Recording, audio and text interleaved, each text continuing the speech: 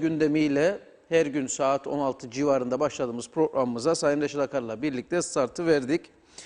Sizlerden gelecek olan yorumlar var. Dün yapılan açıklamaların yansımalarını bugün biraz değerlendirecek. Sayın Başbakan Ersin Tatar'ı telefonla konuk edeceğiz. Soracağımız bir takım sorular olacak elbette.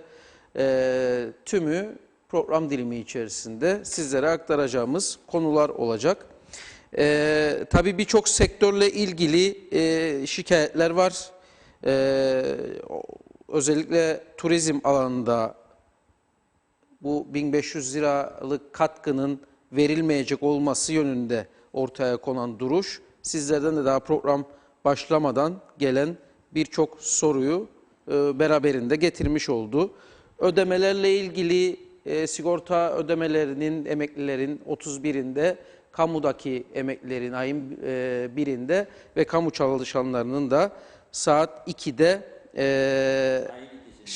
ayın 2'sinde yapılacağına yönelik bilgi verdi Sayın Maliye Bakanı da. Bunu da bir bilgi olarak paylaşalım ve Sağlık Bakanı Ali Pilli'nin şu anda 15'i KKTC, 2 Alman, 1 Türkmen olmak üzere 18 hasta bulunduğunu ve bugüne kadar da 28 kişinin de taburcu edildiğini açıkladığı bir son bilgi var şu ana kadar elde edilen. Dün Belediye Emekçileri Sendikası'nın iş yapmama noktasındaki duruşu biraz kırıldı. Başkanların da devreye girmesiyle belediyeler çalışıyor ancak bu %25 kesinti noktasında ciddi bir mücadeleye girecek anladığım kadarıyla bu noktada başkanlar hükümetle. Böyle bir bilgiyi de yine paylaşmış olayım ve hemen sözü Sayın Akar'a bırakayım. Evet, tüm izleyenlerimize buradan sevgi saygılarımızı göndererek başlayalım. Tabii az sonra Başbakan Sayın Ersin Tatar'la bağlantımız olacak. Kendisine soracağımız sorular var. Stüdyomuza davet etmek yerine telefonda bu koronavirüs nedeniyle daha sağlıklı olacağı da kesin. Tabii hükümetin açıkladığı paket elbette tartışılacak. Yani herkesin de memnun olması beklenemez. Ağırlıklı olarak bir memnuniyetsizlik var. Çünkü adam 6.500 alırdı. Şimdi 5.000 alacak. 1.500 kesilince kredi kartını nasıl ödeyecek? Ne bileyim ev kirasını nasıl ödeyecek? Çocuğun okul parası bu ay yarı ödese de daha sonraki aylar nasıl olacak? Herkesin hesabı kitabı vardı. Aksayacak ama tabii bir de hiç alamayacak olanlar vardır. Her ne kadar da sosyal medyada belirli kuruluşlara yönelik öfkeli saldırı olsa da versinler, yapsınlar şeklinde. Yani hesapsız, temessiz, kitapsız saldırıları pek dikkate almamak lazım zaten ama binlerce insanın aç ve susuz kaldığını şimdiden biz görmeye başladık. Yani telefonlarımıza gelen mesajlar, arayanlar, bunlara biz artık bakmaya yetişemiyoruz. Çünkü gerçekten çaresizlik içinde olan insanlar mutlaka sığınacak bir liman ararlar ve telefon açarlar. Bize de gelen telefonların, mesajların çok hızlı bir şekilde arttığını görüyoruz. Cevap veremediklerimiz olursa da peşinden özür diliyorum. Ben artık yetiştiremiyorum. Çünkü bir yığın insandan herkes de bir cevap bekliyor. Cevap vermeyince ne oldu diye soruyor. Tamam ama yani bir yığın işimiz var. Veremediğimiz zaman ilgilenmediğimiz anlamına gelmiyor. Mutlaka böyle her gün bu kağıtlardan bir 20-30 tane dolduruyoruz. Notları yazıyoruz. Bizler de burada dilimiz döndüğünce söylüyoruz. Elimiz kalem tuttuğu şekilde yazıyoruz. Yetkilileri de uyarmaya çalışıyoruz. Nitekim Başbakan Sayın Ersin Tatar'a da az sonra soracağımız sorular arasında bu gelen mesajlar da vardır mutlaka. Onları da gündeme getireceğiz. Ama ben Başbakan Sayın Tatar da bizi eminim şu anda dinliyordur. Bağlantımız öncesinde. Güney Kıbrıs'taki önlemleri 3 paket açıklanmıştı güneyde. Bunları da size buradan aktarmıştık detaylı olarak. Bugün yeni bir paket açıkladı. Yani Rum Bakanlar Kurulu toplandı. Daha küçük, mini bir paket. Çünkü esas büyük paket açıklandı. 1.3 milyar euroluk bir paket açıkladı Rum yönetimi. İlk 700 milyon açıklamıştı. Daha sonra 1.3 milyar euro civarında. Ve bu açıkladığı paket içerisinde piyasanın canlı kalması, işletmelerin işine devam etmesi, ve insanların aç kalmaması için açıkladığı pakette çalışanların maaşlarını ön plana çıkardı Güney Kıbrıs. Tabii onun borçlanma imkanı vardır biliyorum. Sayın Başbakan da soracağım bundan sonra. Ama neticede bir çare ürettiler ve 220 bin çalışanın tümüne, kamu ve özelde, 31 bin iş yeri sahibine de maaşlarını bu ayın sonunda Rum hükümeti ödeyecek. Bunun dışında büyük zarara giren turizm işletmelerine, otellere, uçak şirketlerine, onlara ciddi katkılar yapılacak. Bunun dışında hayvancılar için 100 milyon euroluk bir ödenek ayrıldığını dün ve önceki gün söylemiştik. Bugün açıkladığı yeni küçük pakette Rum yönetimi çiftçiler için de bir önlem aldığını belirtiyor ve çiftçilerin önümüzdeki 3 aylık sürede kullanacakları suya %20 indirim uygulayacağını belirtiyor. Yani çiftçi gene sütünü, etini aynı fiyatta satacak ama ödediği su, çünkü hayvanlar, ekimler su istiyor. Aynen hayvancılar gibi buna %20 indirim sağlayacağım diyor. Ve o kadar bir de genişliyor ki paket, insanların sorununu çözdüm ben diyor. Yani veriyorum maaşlarını, zarar gören işletmelere açıyorum önlerini. Bütün kredi borçlarını 9 ay süreli erteliyorum. 9 ay rahatsın. Çünkü bu koronavirüs bir ayda 15 günde bitecek gibi değil. Bittiği zaman da inşallah Mayıs-Haziran gibi hesaplarlar. İşletmelerin yeniden eski günlere dönmesi için 5-6 aylık süre isteyecek. Ve bu süreye kadar 9 ayda kredi taksitlerinin ertelenmesini almıştı. Ama bugün aldığı kararlar için ilginç bir şey var. Biraz da bize çok lüks gelecek bir şey. Diyor ki sokak hayvanları ne olacak diyor. 50 bin euro da sokak hayvanları için vereceğim diyor. Kime? Sokak hayvanlarıyla ilgili tescilli, kayıtlı örgütlere vereceğim. Alın bu parayı ve sokak hayvanları aç kalmasın, ölmesin diye. Bizde insanlar şu anda aç, sokak hayvanlarını düşünüyorlar. Dolayısıyla bunu da önceden söylüyorum ki Başbakan Sayın Ersin Tatar da bunu bir yere not edecek eminim ve gerekeni yapacak diye düşünüyorum. Hazırsa bağlayalım Sayın Başbakan'ı, sonra konuşalım. Evet, o arada bekleyen, yani sizlerden ilk etapta gelen, özellikle Mart ayında neden ödeme olmayacağına yönelik sorular görüyorum. Özel sektör için. Özel Evet. sektör için. Yani Evet. Mart geçiyor. Evet. Üçüncü Mart'ın ülke vatandaşlarıyla ilgili çok yoğun. hep yazıldı önümde bunlar, ama Ersin Bey hazırsa 400 ile 1250 euro arası bir teminat alınıyor bu insanlardan. Bunlar neden verilmiyor? Şimdi çok geniş değineceğim o konuya evet, şimdi. yani bunlar Çok şu geniş anda değineceğim. Hem ve de tabii ki turizme neden verilmedi çok bu geniş rakam? değineceğim. Hem de yani Bu bazı bilimsel olarak da yani kanıtlanmış bazı gerçeklere de evet, değineceğim az yani sonra. ana gündem bunlar olacak. Sayın Başbakan hattımızda sanırım. Ersin Bey merhaba. Merhaba. Sayın Başbakan merhabalar.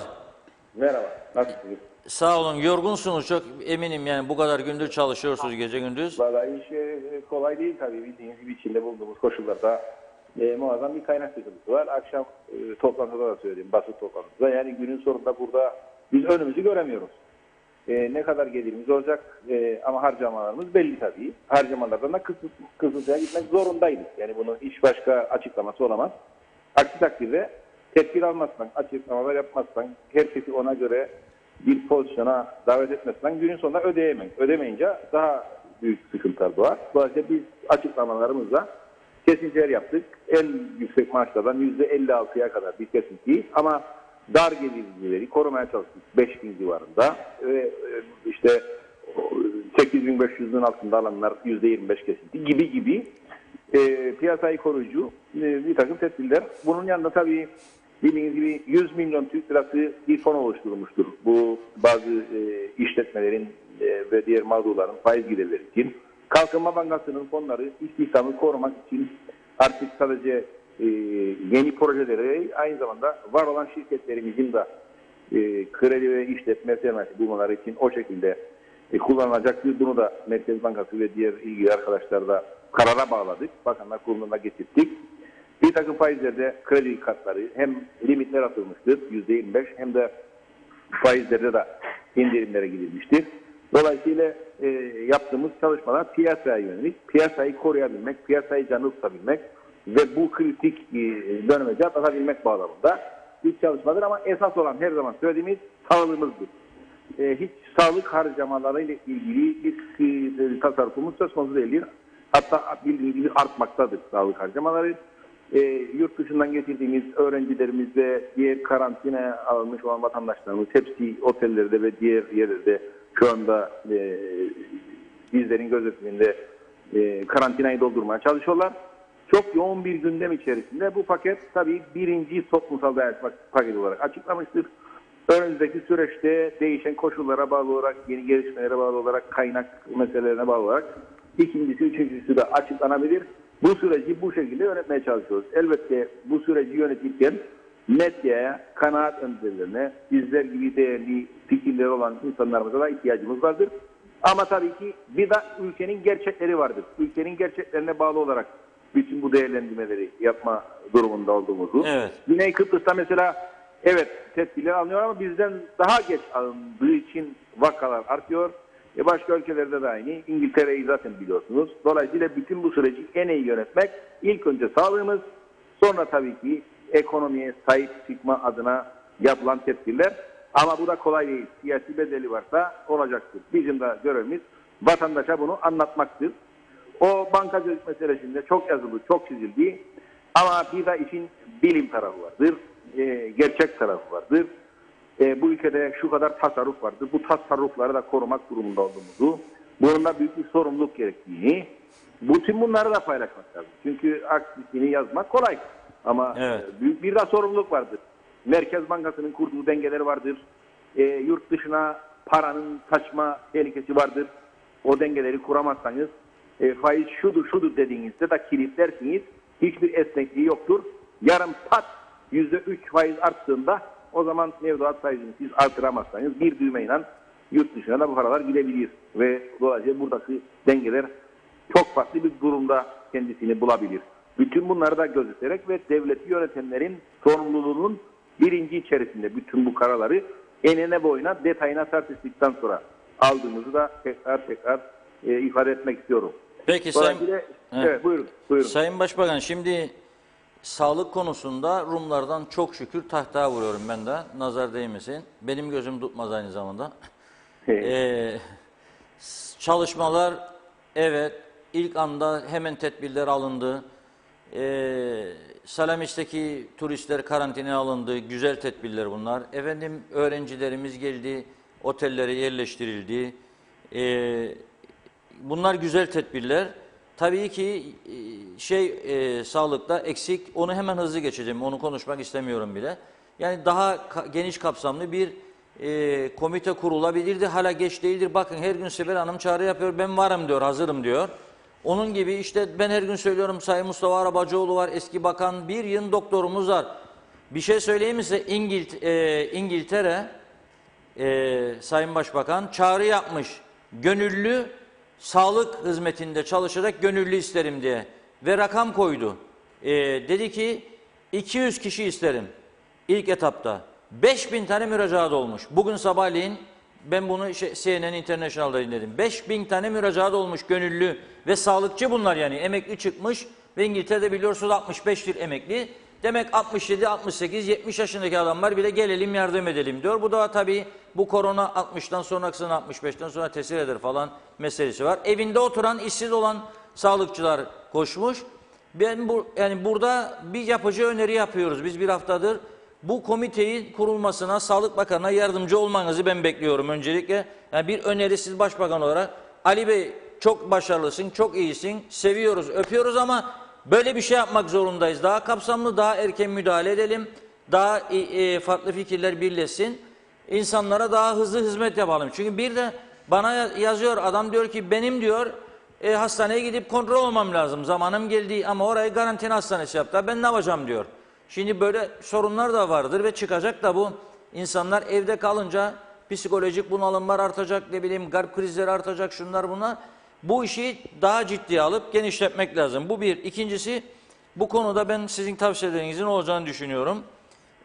Sayın Sağlık Bakanı. Fakat Bu paketi açıkladınız ama mesela dün çok eleştirilen bir nokta, bankalardan rica ediyorum dediniz. Sizin bankalara hükümet olarak aldığınız bir kararı yerine getirme yetkiniz yok mudur? Mesela gene İngiltere'den örnek vereceğim.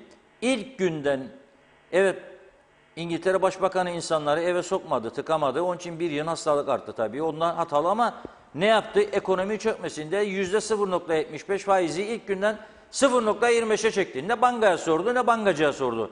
Bizim bankaların da bu faizleri aşağı çekmesi şarttı Sayın Başbakan. Ödeyemeyecek insanlar ve hiç toplayamayacaklar para. Yani bu konuda siz hükümet olarak karar üretirseniz bankalar buna uymak zorunda değil midir? Ne düşünüyorsunuz bu konuda? Ben bütün bankalara talimatımı verdim, Merkez Bankası'na da artık kendileri bunun takipçisi olacağız ama işte bizim ülkede o kadar kolay değil çünkü kontratlar var, sözleşmeler var, taahhütler var ve dediğim gibi bir de tasarruf sahibinin hakları vardır. Bütün bunları dengelemek öyle talimatla olmuyor maalesef. Ben bunu da çok tartıştım Merkez Bankası'yla. Bu pozisyona şiddetle karşı olduklarını ifade ediyor. Çünkü bizde faizler değişken. Yani bir günde 10'dan 15'e de sürebilir. Burada para Türkiye'ye kaçabilir. Esnek sistemi korumak lazım. Yani böyle işte budur yasayla belirlemek çok büyük sorumluluk ister. Onun için ben de yakından takip ediyorum. Bankalarla konuşuyorum. Ve bu faizleri mümkün mertebe bugünlerde özellikle maliyetlere göre yapmalarını, kar düşünmemelerini, çünkü bütün toplumun fedakarlık beklediğini bu şekilde bir talimatlar ve sabah saatlerinde zaten Vakıflar Bankası açıkladı faizleri düşürür diye. Kooperatif Merkez Bankası'na da talimat verdim. Mutlaka tekrar değerlendirin. Ne kadar aşağı çekerseniz. Diğer bankalarla da konuşmalarım oldu. Onlara da aynı mesajı verdim. Ama dediğim gibi esas sıkıntı az önce söylediklerimden ibarettir. Öyle sanıldığı kadar kolay değil. Zaten Merkez Bankası da meseleyi takip ediyor. Önemli olan sistemi de koruyabilmektir. Sisteme zarar vermeden bütün bunları yapabilmektir. Çünkü çok kritik bir takım meseleler gündemdedir. Takdir edersiniz.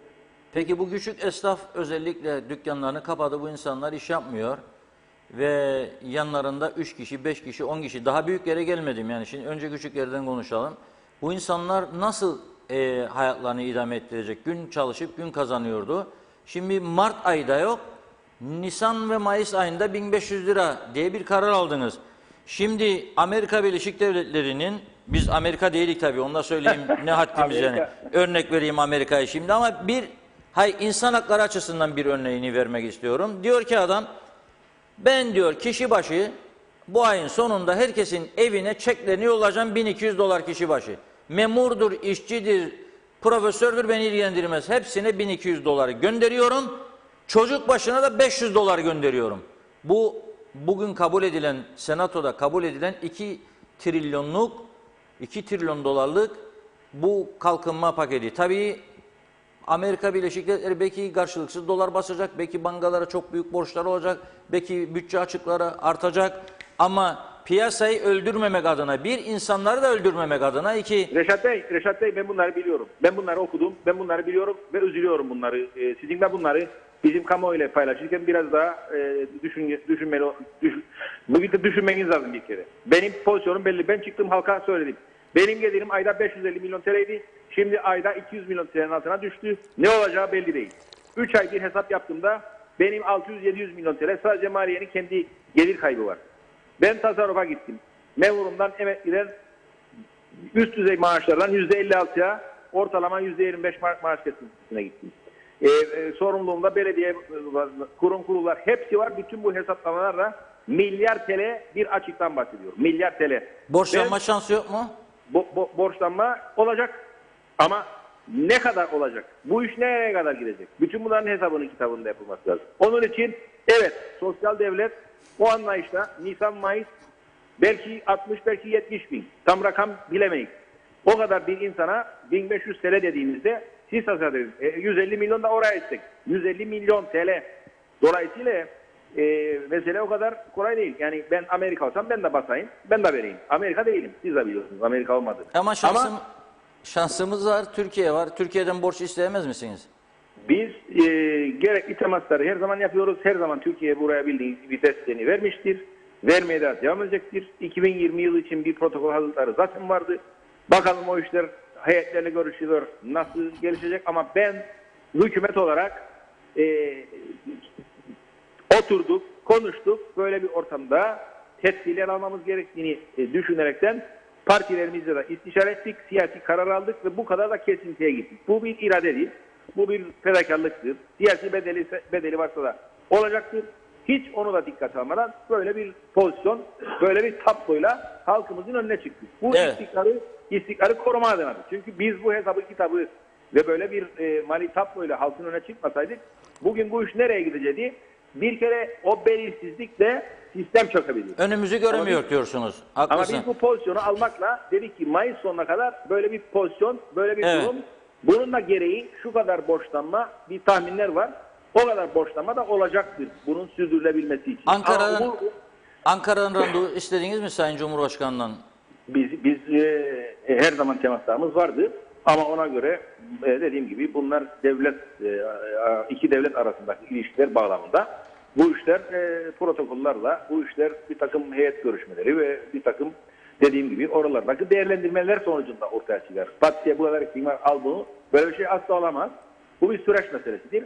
Ama biz bu süreçte kendi fedakarlığımızı, sorumluluğumuzun bilinci içerisinde iyi yönetmeye çalışıyoruz. Ve ben gerçekten de hem milletvekillerime hem bürokratlarıma bütün bu süreci benimle birlikte iyi yöneten koalisyon ortamımıza da hepsine teşekkür etmek istiyorum. Çünkü bu bir iradedir, bir siyasettir. Biz bunu beğenirler, beğenmezler böyle bir tabloyla memleketin istikrarını koruduk ve korumaya da devam ediyoruz farkındaysanız. Çünkü bu dediğim gibi bir pozisyon ortaya konulduğunda bu süreci bu şekilde destekleyeceğiz. Bu kadar insan maaşını alacak. Özel sektördekiler şu kadar alacak. Özel sektörde o mesajı veriyoruz. Yalnız değilsiniz. Yanınızdayız. Ve bu süreci beraber yaşayacağız. Beraber atlatacağız. İnşallah umuyorum sağlıktaki başarımızla bu mikrobun, bu virüsün yayılmaması ile bu işi kontrol altında tuttuğumuz zaman o Nisan ortalarında yavaş yavaş sektörlerin açılacağını, ilk önde belki dışarıdan gelmeyecek. Çünkü Türkiye bu işi ne zaman bitirecek? Açacak ya.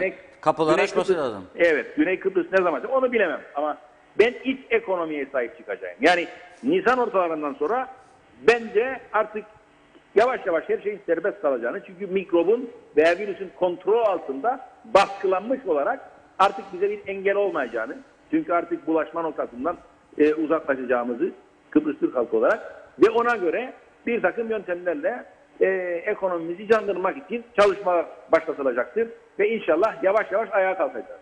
Günün sonunda bir öngörü lazım, bir umut lazım. Bu umudu ben böyle görüyorum. Siz bu 5 Nisan'a kadar uzattıydınız zaten otomatikman bu sokağa çıkma kısmı yasakla. Evet. Bu Nisan ortasına kadar bu tatil sürecek gibi değil mi? Sizin hedefiniz 15 Nisan'dan sonra açmak mı, yoksa mesela Güney Kıbrıs 30 Nisan diye koydu? Güney Kıbrıs bizden çok daha geciktiği için oralardaki vaka sayıları çok daha yüksek. Bizde işte şu anda 15-16 kişi Almanlar da gidecek. Almanlar da gidecek. Çoğu da gitti zaten. Dolayısıyla ümit ediyorum ve gerçekten merakla bekliyorum. Bu buralarda seyretsin. Çok artmasın. Artmadığı takdirde Nisan ortasını bulmadan biz yavaş yavaş hareketlenmeye başlayacağız. Ne zaman tam anlamıyla serbest kalır, onu uzmanlarımızla, doktorlarımızla, sağlıkçılarımızla hep birlikte karar vereceğiz. Bir zaman geldiğinde. Evet, çok dikkat çeken bir şey vardı. Dün Kudret Bey yanınıza oturmadı. Bu korona önlemi mi, yani 1 metre mesafeden dolayı mı, yoksa? Şimdi Bakanlar Kurulu'nda yan yana verdiydik o demeçleri. Bu Sayıştay salonunda çok sayıda basın mensubu geleceği için orada yaptılar düzenlemeyi. Orada da o tek sandalye koydulardı yukarıya. O şekilde, yoksa daha önceden planlanmış bir olay değildir o. Yani bir ortak arasında bir sorun yaşanmadı bu konuda. Hiçbir sıkıntı olmadı. Şimdi Allah var herkes elini taşına koydu. Herkes konuştu, herkes tartıştı. Biz kendi bakanlarımız arasında da farklı görüşler vardı. Ama günün sonunda hepimiz uzlaştık. Neden uzlaştık? Memleketin hayrına. Çünkü doğru kararlar aldığımıza inandık. Biz de istedik daha fazla para verelim. Biz de isterdik faizlerle ilgili daha sert ve vatandaşın kabul edeceği bir karar alalım, ama bütün bunları değerlendirdiğimizde bu şekilde olması gerektiği ortaya çıktı ve uzlaşıyla elbette bu karar alınmıştır. Şimdi Sayın Başbakan, bugün tabii dün de çok şeyler geldi. Bugün de bir iş adamı bana diyor ki 800 tane bir ülke vatandaşı, söylemeyeyim, bizimle Türkiye'nin de dost olan bir ülke, Müslüman bir ülke vatandaşı var diyor. Hiç bunlara yardım olmayacak diyor. Bunları da inşaatlarda çoğu da kaçak çalışıyordu biliyorsunuz. Hepsi kaldı işsiz diyor. Çok gerilim var diyor. Ben diyor bunlara yemek yetiştiremem diyor. Bir başıma diyor bunların 800 kişi adreslerini de bilmem tam olarak ama sözcüleri diyor gelip söylüyor bize. Bu insanlar ne olacak? Yanlış yerlere tevessül edecekler. Polisimiz de önleyemeyecek. Bu sadece bir ülkenin 800 vatandaşı. Ezici bir çoğunluğu da kaçak. Bazıları da izinli tabii, çalışma izinli. Yani bunları ya ülkelerine de gönderemiyoruz ama çalışma izinleri zaten insanlık adına gönderemeyiz. Mesela Güney Kıbrıs'ın bugün açıkladığı kararlardan biri de çalışma izinlilerin izinlerini yenileme doğrultusundadır. Yani hangi ülkeden olursa olsun çalışma izni vardır. Devam edecek izni, yenileyecek işletmelere. Bu birinci sorum. İkincisi, geçen hafta teşekkür ediyoruz. Programda sözünü ettiydik. Bir örnek verdim. Mesela dedim ki kahve üretenleri de yerli firmalarımızı kapattınız ama Türkiye'den tırlarla geliyor. Bir yığın yabancı markada içinde geliyor. Başka ülkeden de. O kahveler piyasaya sürüyor. Bizim yerliler de iflas edecek. Nasıl ödeyecek işçisinde? Şimdi mesela bugün öğrendim. Köprüde yani Beyrmut'un yakınlarındaki o bölge belediyesinin çok büyük katkısı bir uluslararası marka var. Ektam Kıbrıs Pepsi Cola üretiyor. Bu bizim için çok büyük bir gururdur. Bu ülkede Pepsi üretilmesi her türlü şeye rağmen, ambargolara rağmen üretim yapamıyorlar 2 hafta. Ekonomi Bakanı ve İçişleri Bakanı kademeli yani az personelle çalışması uygundur diyor. Sağlık Bakanlığı Temel Hizmetler Dairesi'nden birini bulamıyorlar. Oymuşmuş, poliseymiş, talimat verecekmiş de polis bıraksınmış bu insanları. Bu da tırdan başka meşrubatlar gelmeye başladı. Yani yerli ekonomi ne olacak? Bu kadar insan çalışıyor. 200-250 kişi bu yerlerde. Bu koordinasyon, yani başına söyleyeyim size, bunun için ben hakikaten bir vatandaş olarak sizin bu konuda müdahalenizin olmasını bekliyorum. Siz ne diyorsunuz? Şimdi baksa Reşat Bey, şimdi kısmi sokağa çıkma yasağı. Neden? Çünkü çok tepkiler vardı. İşte hükümet tedbir almıyor. Hükümet en sert tepkileri alması lazım. Bu virüs yayılırsa gerçekten büyük sıkıntı. Şimdi nerede başlar, nerede bitirir? Yani günün sonunda bak siz söyleyin. 250 insan çalışıyoruz orada. Şimdi 250'si yani, gitmesin ama 10 kişisi gitsin. Bilmem onu öyle yani yerler gördük. kasaplar, Sayın Başkan, marketler açık, kasaplar açık. Ama ne diyoruz? Marketlerde 3-4 adamdan fazla girmesin koskoca markete. Gelin gidelim beraber 50 tane giren vardır hala ama girmesin tabii ki. Buna da girin, buna da 10 tane girsin, buna da sınır olsun ama durmasın çark. Nasıl ödeyecek bu insanlar işçilerini? Piyasa nasıl bunların ürünlerini satacak? Yani bu insanlar bu ülkeye bu kadar ambargoları kırarak geldi, yatırım yaptılar. Şimdi biz bunlara kaderiniz neyse onu çekin deme. Ya, öyle bir şey demiyoruz ya. Bakarız ona ama kolay değil. Yani çok başvuru var bu şekilde, çok başvuru var.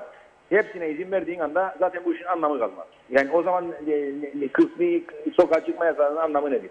14 gün bu virüsün def edilmesi için büyük fedakarlık lazım. İlim doktorları, sağlıkçılar bunu diyor. Kapanacaksınız ve bu illet gittikten sonra o zaman çıkacaksınız dışarı. Sizden orada kaçak, burada kaçak kontrol edemem. Ama ben bu konuya bir bakayım. Bu 3. ülke vatandaşları. Vallahi bizim Çalışma Bakanı bir çalışma yapıyor. Sayı belli değil. Ve tabii ki işin bir de maliyeti vardır. Biz zorlanıyoruz açıkçası bu paraları öderken. Şimdi orada da tabii işveren getirdiyse, işveren illa burada tutacaksa, işveren de ödeyebilir yani. Mesela her yabancı burada çalışırken bir çalışma izni var. Bir işverene bağlıdır. Sayın Başbakanım. Bu ortamda söylemesi kolay ama kaynağımız belli. Bu işin nereye kadar gideceği belli değil.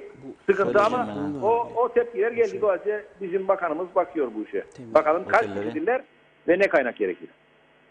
Bakalım bu 3. ülke vatandaşları yoğun olarak onlar da bu sosyal iyi kullanmaya başladılar mecbur şekilde. Diyorlar ki bizim yerine göre 400 ile 1250 euro arasında teminat mektuplarımız var yatırılan.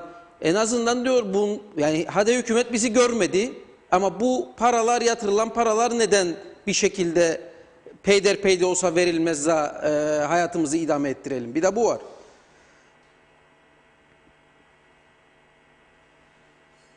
Alo? Ersin Bey hatta mı? Arkadaşlar yok mu Ersin Bey? Soramadım soruyu, neyse havada kaldı. Bir daha deneyelim. Ersin Bey'in şarjı bitmiş olabilir. Olabilir, olabilir. Şarj açılırsa bir bağlasın Ersin Bey'e. iyi Tam olur. da en çok merak edilen konu, Evet, çünkü bu evet. bir kaynak var sonuçta orada. Bir konu daha Bir konu daha var tabii. soracaktık. İki kendisine ama- noktayla Evet. iki noktayı daha dile getirmemiz gerekiyor sizlerden. Ersin Bey'in şarjı bağlanırsa bizi dinliyordu. Diğer telefonda var. Aynı hattın diğer Evet, tabii o da başbakan olarak kendi evet. sıkıntılarını Ersin Bey merhaba tekrardan. Evet. Tam şeyi söylüyordum Sayın Başbakanım. Bu üçüncü ülke vatandaşlarının 400 ile 1250 euro arasında teminat mektupları var yatan. Ve bunları diyor, neden, eğer hükümet bize vermeyecekse bir şey, en azından bu teminat mektuplarındaki paralarımız verilemez mi? Peyderpeyda biz de hayatta kalalım. Evet, Ne dersiniz? Tabii o teminat mektupları bildiğiniz gibi günün birinde eğer gitmeleri gerekirse uçak bilet paraları ve buradan ayrılmaları için bir teminat duruyor. Ben bilmiyorum o konuyu. Pek fazla da girmek istemiyorum. Bu insanlara da sevgim, saygım sonsuzdur. İnternette de bazı şeyler gördüm. Hiç de hoşlanmadım. Biz elimizdeki kıt kaynaklarla burayı şu anda yönetmeye çalışıyoruz. Bu insanlarımıza da saygımız ve insanlık adına her zaman yanlarında olduğumuzu buradan da ifade etmek istiyorum. Kendileriyle asla bir ırkçılık veya başka bir düşüncemiz olamaz. Böyle bir şeyi düşünmekse abesle iştigal. Bizi de herkes tanır ama günün sonunda bizim kaynak sıkıntımız var. Bunu açık ve net bütün halkıma söylüyorum. Bizim kaynak sıkıntımız var ve bu işin nereye kadar gideceği de bilinmemektedir. Dolayısıyla böyle her şey borçtan da ondan sonra borçlanamama durumdan olacak. Yani önümüzü de planlarken elimizdeki imkanları da çok iyi kullanmamız lazım. Evet, şimdi Sayın Başbakan, ben bir soru daha soracağım, kaldığı gündemde. Şimdi Sayın Maliye Bakanı'na soruldu. Bu 1500 TL, yani Mart ayından başlamayacağı kesin, Nisan, Mayıs.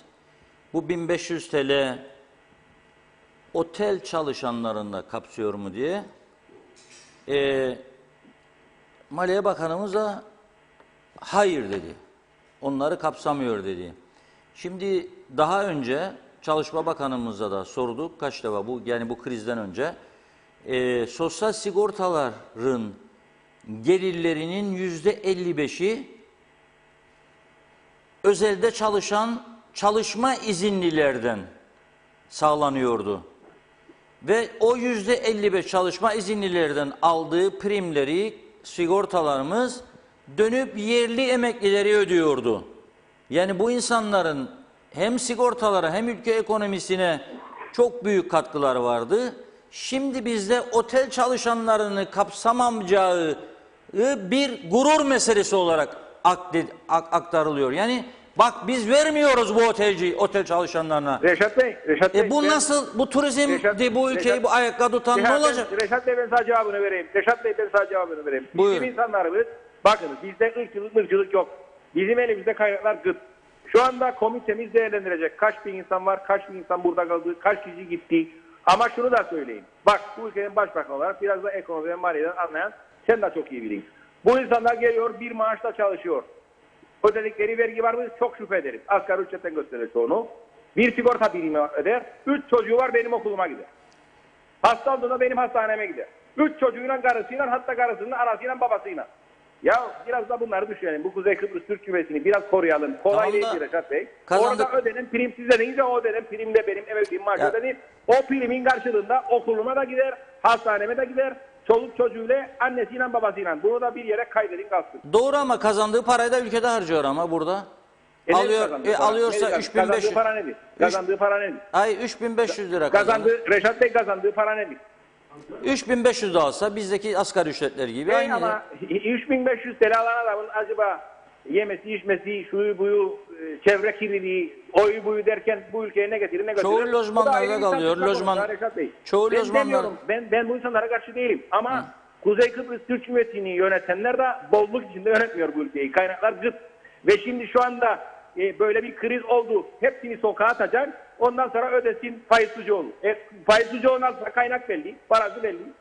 Ya Reşat Bey, bunları enine boyuna tartışalım. Ben yanlış yapmak istemiyorum. Bizim komitemiz var. Komite bunları enine boyuna Sizleri de Evet, başkalarını ama dinledikten sonra karar verecektir. şimdi tabii ki benim burada söylemeye çalıştığım bir uzlaşı ortaya çıkması açısından, yani çalışma izinlileri de biz kategorilere ayırırsak ortaya çıkacak tepki açısından ben söylüyorum size. Herkese eşit davranmanın daha adil olacağını düşündüğüm için söylüyorum. Yani Tamam, nasıl ben başka not sektörleri ediyorum. ayırmıyoruz. Yani şimdi inşaatta çalışırsaydı 1500 lira o da asgari ücret alırdı. Efendime söyleyeyim, bir fabrikada, sanayide çalışanlar belki de asgari ücret de almazdı. Ama asgari ücret gösterilirdi çalışma izinliği açısından, sigorta. Yani onlar kapsanacak da o biri öyle olacak olmasın diye söyledim. Yani tabii takdir sizindir, hükümetinizdir, ama ben insan hakları, adalet açısından söyledim. Bizim komitemiz bunları değerlendirecek. Her türlü söylenenleri de dikkate aldıktan sonra en doğru karar neyse o verilecek Reşat Bey. Evet, çok teşekkür ederiz Sayın Başbakanım, bir de bu belediyelerden kesinti konusu, o ciddi çalışanlar ayağa kalktı. Belediye başkanlarının tepkileri oldu. Çünkü hizmeti veren bir tek belediyeler kaldı. Bu konu tekrar değerlendirme olacak mı, yoksa çünkü burada bir direnç de var büyük bir şekilde? Şimdi baksa burada %25 kesintinden bahsedildi. Bazı belediyelerin durumu vahim. Bazı belediyeler halktan da toplayamıyor. Dolayısıyla geniş kapsamlı bir toplantıda bütün bunlar değerlendireceğiz bunları. Çünkü biz tabii ki esas belediye hizmetlerinin şu anda aksamasını istemiyoruz. Ona göre değerlendirmeler yapılacak. Son bir soru sorayım Sayın Başbakan. Bu ikinci paket çalışmasına ne zaman başlayacaksınız? Yani çünkü herhalde bu tepkileri de değerlendireceksiniz komitenizde. Siz Sabah başladık ona. Başladınız yani. Hayat devam eder. Biz de yani bu krizi yönetirken ne gecemiz var ne gündüzümüz, ne de hatta uykuda da iş yapıyorum ben. Rüyamda da iş yapıyorum. O kadar sıkıntım var. Rüyada rahat olun. Rüyamda iş yaparım. Evet. Denktaş Bey diyordu ki ben yattığımda yatağa diyordu, kafamdan 1000 tane şeytan geçer diyordu. aynı pozisyona ben düştüm şimdi. Sabaha kadar bir halde sorun çözmeye çalışıyorum kafamda. Evet. Çok teşekkür ederim. Uyurken bulurum. Bunlar siz söyleyin yani. Şakayı bir kenara, doğrudur söyleyin. Evet. Çok sağ olun. Ona inanıyoruz tabii ki. Çok teşekkür ediyoruz. Sağ olun. Çok sağ olun. Çok Siz sağ de olun. sağ olun. Kolaylıklar diliyoruz. Evet. Başbakan dinledik tabii. Komitede değerlendirilecek birçok şey ama belli ki komitede nasıl Yani- yönlendiriliyor, bak okula gidiyor, hastaneye gidiyor, neyse.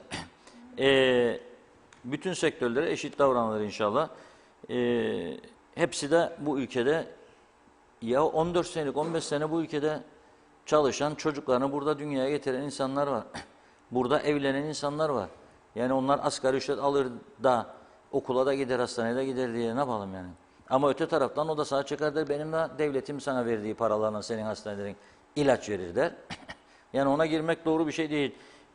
Neyse, ben bu konuyu burada keseyim de çünkü farklı yönlere çekilebilir. Teşekkür ediyoruz Sayın Başbakan'a bağlandığı için. Ama buradan ben Sayın Faiz Ucuoğlu'na seslenmek istiyorum. Bu çalışan insanlara, özel sektörde çalışanlara adaletli davranması lazım. Bir de toplumu yanlış yönlendirmemek lazım. Bakıyorum bazı kamu görevlileri, hele 40 yaşında, 45 yaşında emekli çıkmış, 10.000 lirayı da alıyor. 10.000 şimdi kesinti yapılacak da şu kadara düşecek diye tepki içindedir. Haklıdır da diyorum yani, bir insan kim ister maaşı kesilsin, yani azalsın. Keşke benim politikam hiçbirine kesinti yapılmaması, borçlanmak suretiyle bu sürecin atlatılmasıydı, piyasanın çökmemesi açısından, ama böyle oldu. Tamam da sen hiç olmazsa en az 5.000, 8.000, 7.000 alıyorsun da 1.500 lirayı paylaşım yapanlar bizden kesiyor, veriyor özel sektör çalışanı. Bak senin maaşını o özel sektörün verdiği vergilerden ödüyor.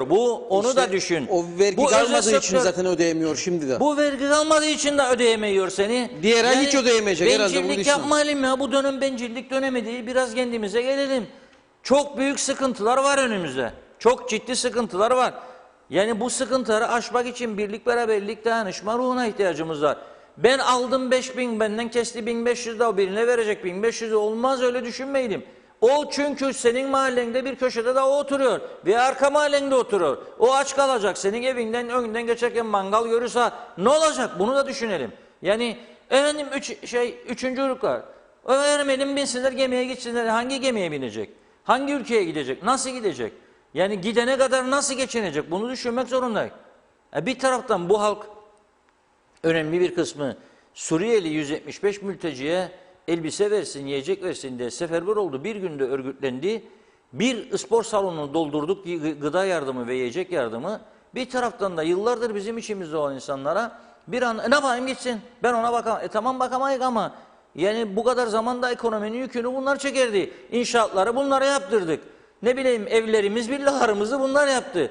Eşyalarımızı bunlar taşıdı. Evlerimizi bunlar temizledi. Şimdi nasıl olur da ben hepsine bunların kapıları kapacağım? Olamaz böyle bir şey. Yani adil düşünmemiz lazım. Evet paralarımız kesilmesin, maaşlar kesilmesin ama öteki insanı da aç bırakamam. Bir anda sen git de ben başının çaresine bak sokakta kal evinde aç öl diyemem bu insanlara. Bunun yaratacağı ciddi sıkıntılar var. Ve buradan rica ediyorum bakın benimle konuşan milletvekilleri var isim vermeyeceğim ama bir değil çok. Diyorlar ki biz hazırız bir komite kurun lütfen bir an önce.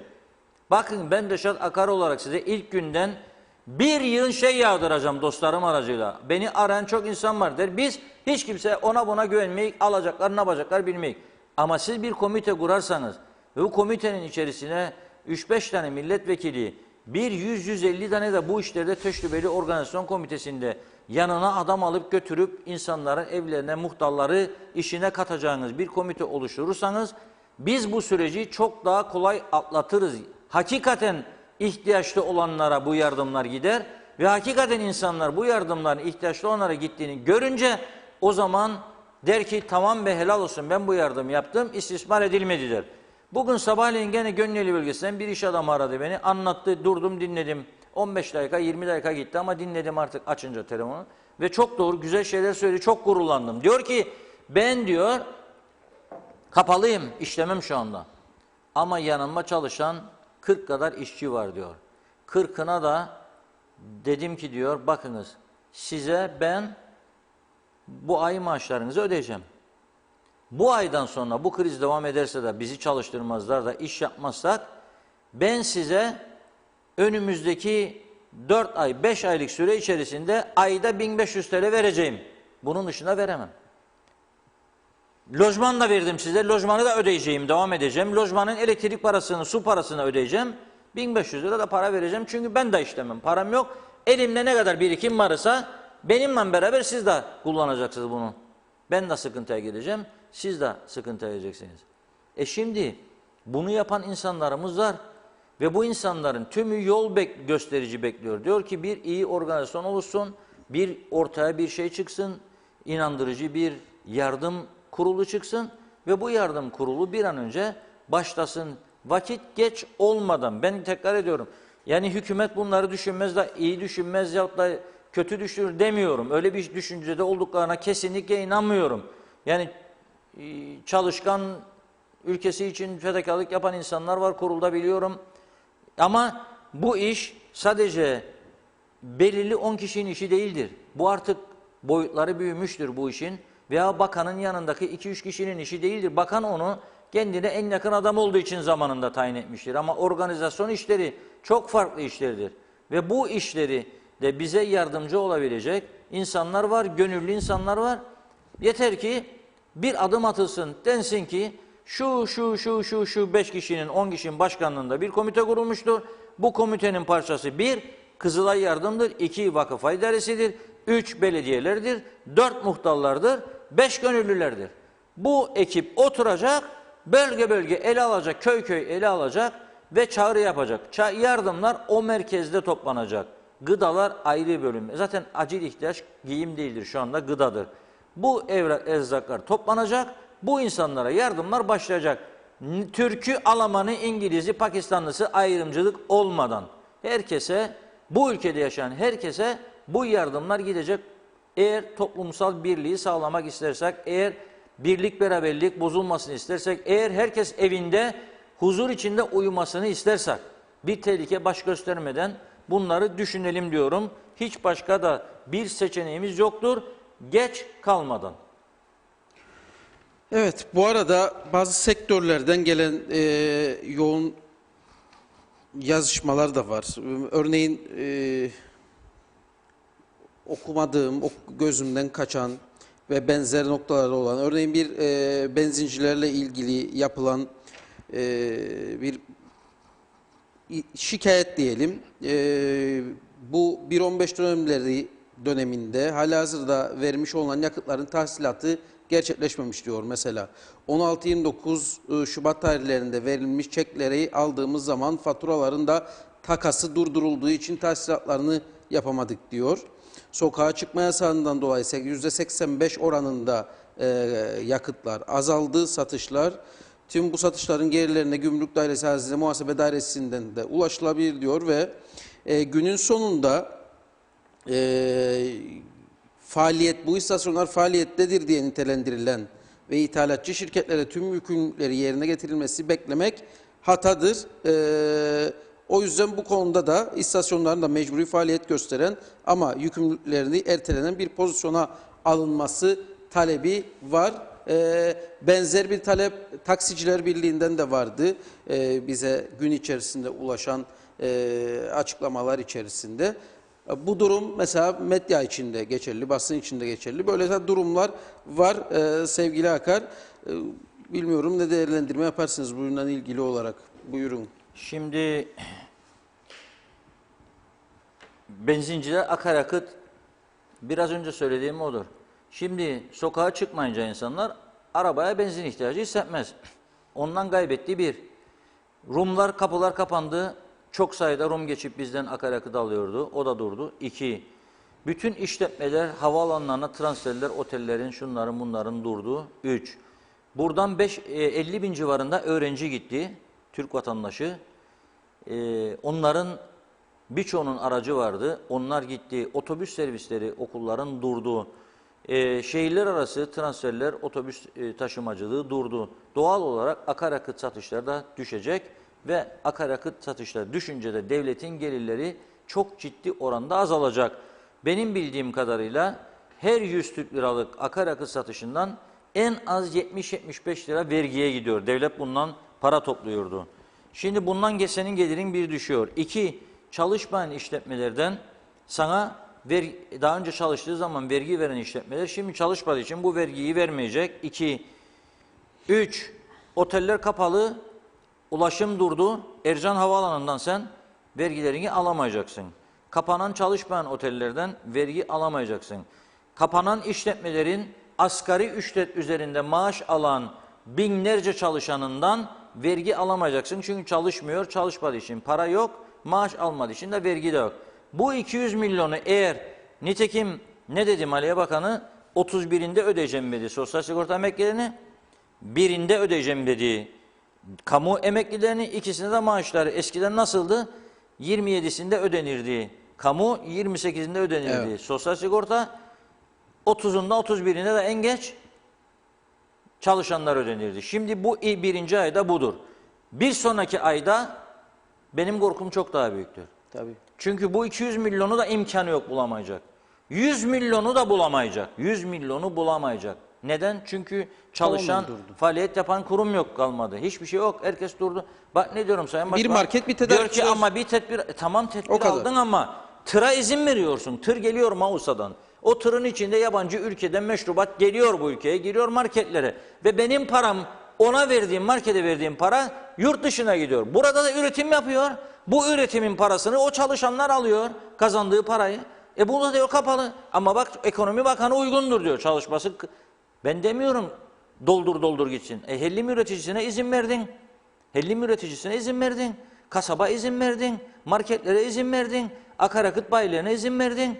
Belirli şeylere kahve imalatçılarına söyledik, verdi, iyi yaptı. Yavaş yavaş sen yani bazı hem de ortasında ama battıktan sonra fabrika firma ne yapacak? Neyi üretecek kapandıktan sonra bu şirketler? Yani battıktan sonra bitmiştir bu iş. Batmadan kademeli olarak çalıştıracaksın. Piyasada ihtiyacı karşılayacak kadar üretim yapsın. Cebinde para azalan adam eskiden haftada 2 tane kola alırsaydı şimdi 1'e düşürecek. Belki ayda 1'e düşürecek. Ama çark dönecek, durmayacak fabrikalar. Aynen kahvecileri gibi. Mesela Açıl kahvecileri bıraktılar diye şimdi rotasyon usulü. İnsanlar diyor ki hiç olmazsa batmaktan kurtulduk diyor. Batmaktan kurtulduk hiç olmazsa. Ve biz de diyor bu ay sonu fedakarlık yapıp ödeyecek diyor işçimizi. Ne yapalım? Yani çoğu insan da devletin şeyi değil, devletin düşmanı değil. Hayır, hiçbiri değil de çoğu insan da diyor ki devlet ne yapsın ya diyor, hükümet de ödeyemiyor. Yok parası adamın diyor, ben ödeyeceğim diyor, bende var diyor. Ben bunu ödeyeceğim diyor. O yüzden bu yapılmalı. Bir başka önerim ise bunu Sayın Başbakan'a soramadım çünkü çok soru vardı, yormayayım yenisini de diye, çok işi vardı. Bir an önce bu ülkenin önde gelen kuruluşlarını, hatta hükümetten önce ticaret odası, sanayi odası, otelciler birliği, bu 3 tane önemli kuruluşu, müteahhitler birliği çok önemlidir. Bunları bir araya çağırıp bunların bu örgütlerin bu ülkenin önde gelen sektörlerinin patronlarını bir toplantıya davet etmeleri lazım. 1 metre mesafesini kullansınlar, yakın yakın oturtmasınlar. Büyük dev bir salon içerisinde otursunlar ve herkesle tartışsınlar. Bu krizden nasıl çıkabiliriz? Hükümete ne önermemiz lazım? Ve bir de kaynak yaratalım. Bak, bankaları konuşuyoruz ya, ben şu ana kadar bankalardan bir ciddi mali destek krizin çözülmesine yönelik duymadım. Sadece bizim insanlarımız da belirli bir kesimi dövüyor. Bilmeden yapıyorlar da bunu, bilmeden de gerçeklerin herkes de yaptığı bağışı gidip de açıklamak istemezler. Yani şimdi ben birisine 10 kilo pirinç yollarsam evine bunu açıklamam ya. 10 kilo pirinç yolladım, fotoğrafını da çekin de basın gazeteye. Yok böyle bir şey. Ama bu önemli insanlarla bir toplantı yapılıp bir yardımlaşma süreci başlatılabilir ve ben eminim 100 milyon Türk lirası toplamış. 100 milyon lira. Benim vaktim olsa bir haftanın içerisinde 1 milyar toplarım kendisine. Bu sektörlerin önde gelen sektörler varlıklı insanları toplayıp bunlara hadi arkadaşlar bakalım bu ülkenin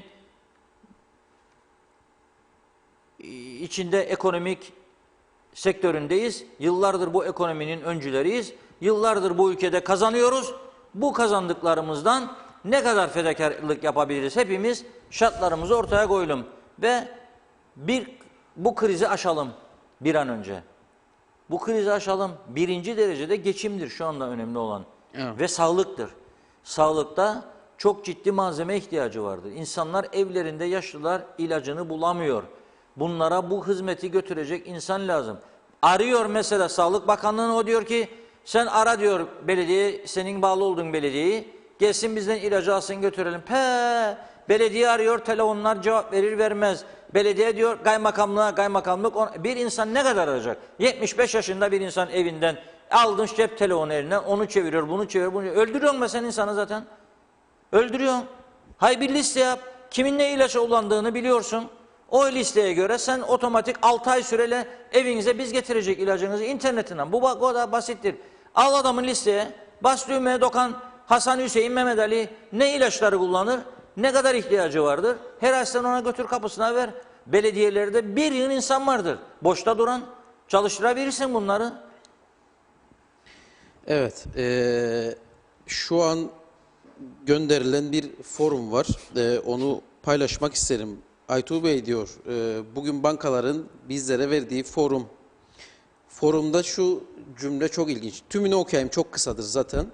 Piyasadaki gelişmelere paralel olarak kredi ve veya kredilerimin tarafınızdan yapılandırılan ve veya yapılandıracak olan, yapılmış ve veya burası önemli, yapılacak tüm düzenlemeleri talep etmiş olduğumu sözlü ve veya yazılı kayıtsız şartsız kabul ve beyan ederim diye imza attırıyor şimdi bankalar bunu. Nasıl Reşat Bey bu iş? Yapılacak tüm düzenlemeleri de, yani ne olacağını bilmediğiniz bir şeyin altına imza atmanızı istiyor şu an bankalar. Bankalar çok güzel. Nasıl imza atılabilir ki bunun altına? İmkansız, atmasınlar derim yani, ben. Ne demek ya yapılacak tüm düzenlemeleri de henüz yapılmamış ama yapılacak, ne olduğunu bilmiyoruz. Lehte mi aleyhte mi ne olacağını Bunun altına imza atılmaz. Allah hepimize yardımcı olsun. Bir üzücü haber geldi. Ya ben güzel haberler vermeyi düşünürdüm bugün. 9 pozitif vaka var diyor şimdi Sayın Bakan. 56'ya yükseldi diyor vaka sayısı diyor. Allah bu kadarla yeter eylesin. Pozitif çıkanların da yardımcısı olsun. Bir an önce düzelsin. Fakat dünyayı gerçekten çok saran bir olay bu. Ve İngiltere Prensi Charles'a kadar gitti bu iş. Alsın. İngiltere Prensi Charles'a kadar gitti. Kraliyet Sarayı'na kadar girdi. İngiliz gazetelerin manşetleri çok ilginç. Bu olay tek haber olarak birinci sayfada kapak olarak bugün yer aldı. Gerçekten durum böyle. Ama bankalar biraz daha insaflı davransın lütfen. Evet, bankalar insanların mevduatlarını koruyucu kurumlardır. Koruyacak tabii mevduatları ama kar alışkanlıklarından fedakarlık edecekler. Yani bu banka bu kadar kar etti, bu banka bu kadar kar etti. O yarışı bir yıllığına bırakalım ne olur. İnsanları daha rahat bir şekilde borçlarını ödemeye teşvik edelim. Bence ekonomik şart düzelmeye başlayınca herkes borcunu gidip öder. Ama eğer ekonomik şart başlamazsa, bakın açık söylüyorum, bu insanlar hiç ödeyemeyecek eski faizleri ve mahkemeler de bu insanlara kolay kolay hüküm vermeyecek. Yargıçlar da insandır. Onlar da ciddi bir geçim sıkıntısına girecekler bir süre sonra. Görecekler ki insanlar bu durumda çaresizdir. Diyecekler ki 6 ay erteleyin borcunu, 1 yıl erteleyin borcunu. Aklın yolu birdir. Rum tarafı tamam kaynak sıkıntısı var dedi Sayın Başbakan, katılırım. Para yoktur elde, bütçe boş. Çünkü yıllardır bütçeleri boşalttık içini haznenin. Bütün eldeki olanaklar yok edildi.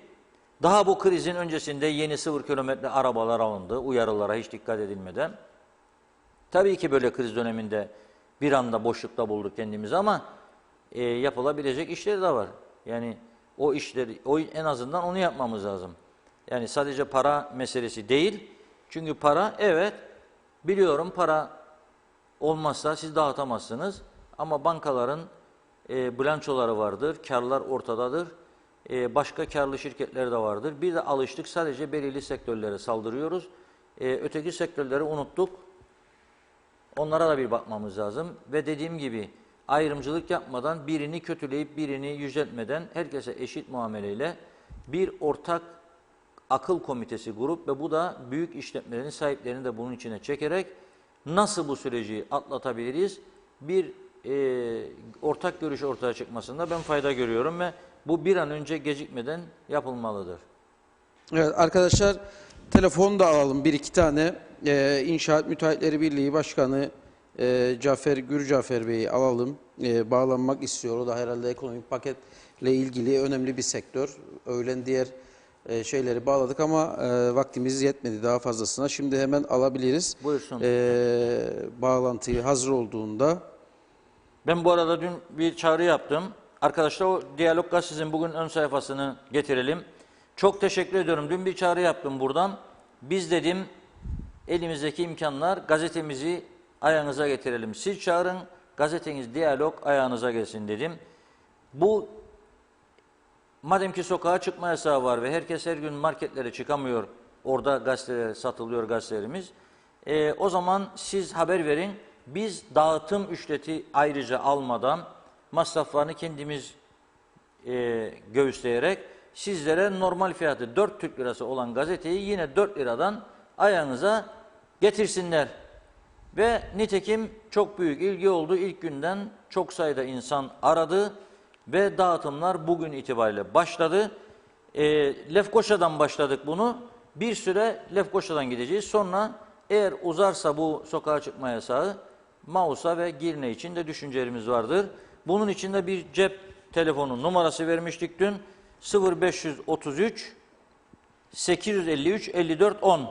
Bu numarayı ararsa vatandaşlarımız 853 54 10 isim adres yazdırırsa arkadaşımız, dağıtıcımız, görevlendirdiğimiz arkadaş gelip evinizin kapısına gazeteyi getirecek, 4 lirasını alıp gidecek. Ve siz de oturduğunuz yerde rahat rahat, dolu dolu, zengin, tam tarafsız, tam bağımsız bir gazete okuyacaksınız. Ülkemizin gelişmelerini, dünyanın gelişmelerini buradan izleyebileceksiniz. Sayın Gürcafer hattımızda. Başkanım merhaba. İyi yayınlar diliyorum. Aytu Reşat abi iyi yayınlar. Sağ olun başkanım, hoş geldiniz. Hoş bulduk. Evet. Sayın Başbakan'ı birazcık dinledim. Evet. Açıkçası çok üzüldüm. Yani bu paketin açıklandığı günden beridir. Bunu hazmetmeye çalışıyorum. Tekrar defa okuyorum. Birkaç cümleyle özetleyeyim. Hani böyle ekonomik daralma yaşandığı dönemlerde konfeksiyon mağazalarının geliştirdikleri bir ekonomik model vardır. Manipülasyon yaparak 2 ceket alana bir de pantolon veririm, bir pantolon alana 2 tane de çorap veririm gibi özetlenebilecek abuk subuk, içerisinde hiçbir şey olmayan bir paket. Bu özellikle 3. Dünya uyruklu işçileri bunun dışında bırakarak anayasaya aykırı, İLO anlaşmalarına aykırı, uluslararası anlaşmalara aykırı, insan haklarına aykırı bir davranış sergilemek bizi gelecekte çok büyük bir sıkıntıyla karşı karşıya bırakacaktır. Bunun hesabını soracak bize dünya.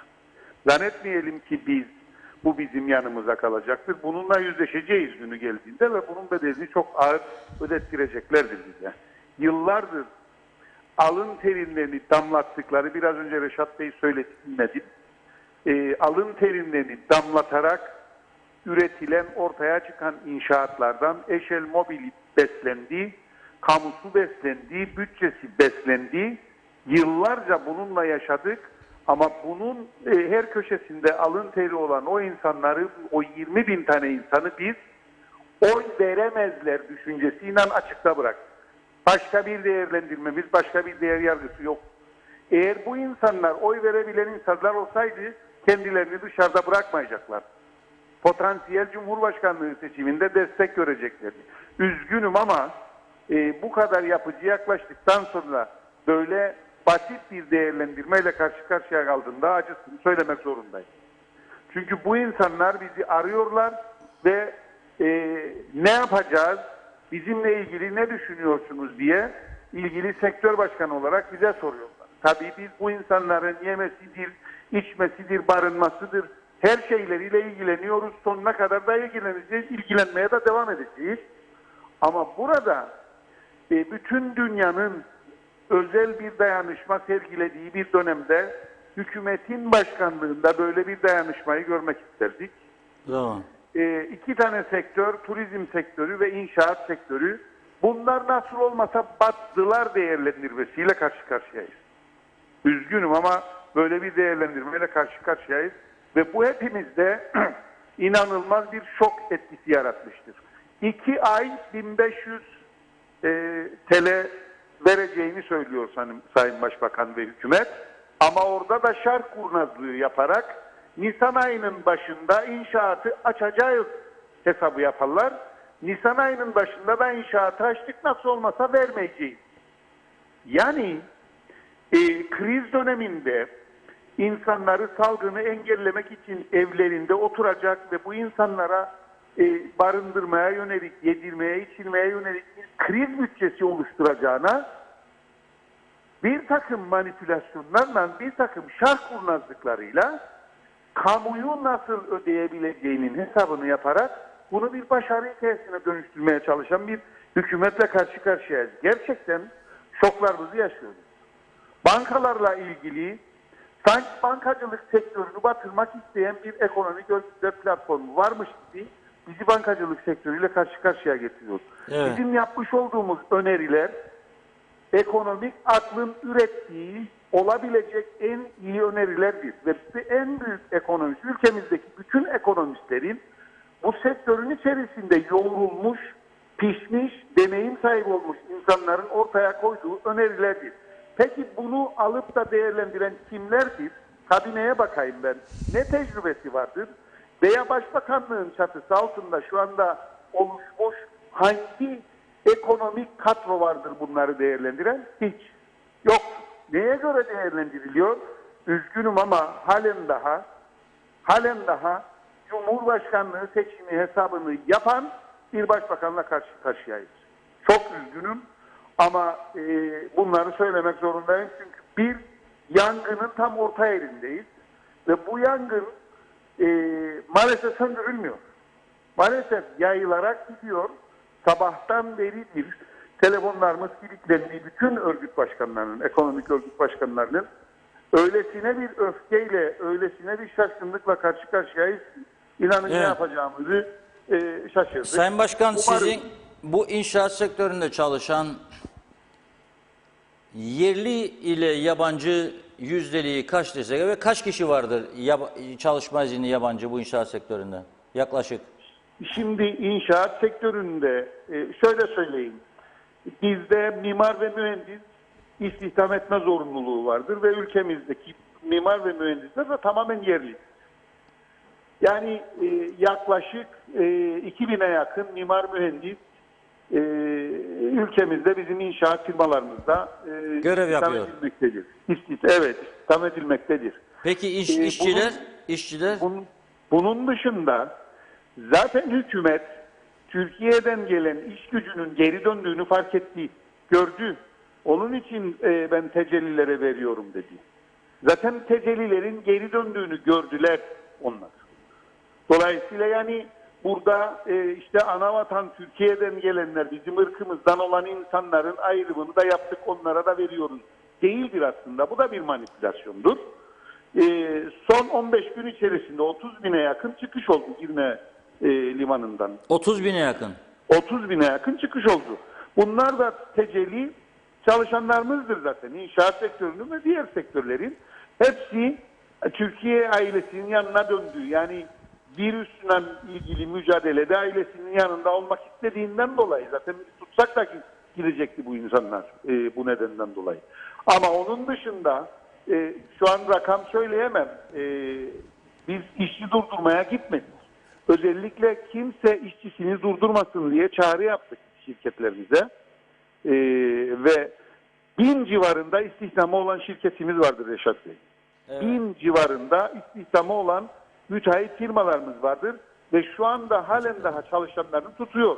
Düşünün ki siz bir firma hiçbir geliri olmadan 5 milyon TL maaş ödemekle karşı karşıya kalacak. 5 milyon. Bununla ilgili 5 milyon TL Evet. maaş ödemekle karşı karşıya olan firmalar. Vallahi benim bildiğim 32 milyon ödemek zorunda olanlar da var. Ödeyin Var. diyorlar. Bazı öde ama 32 milyon Var. bir ayda nasıl ödeyecek? Var, evet. Yani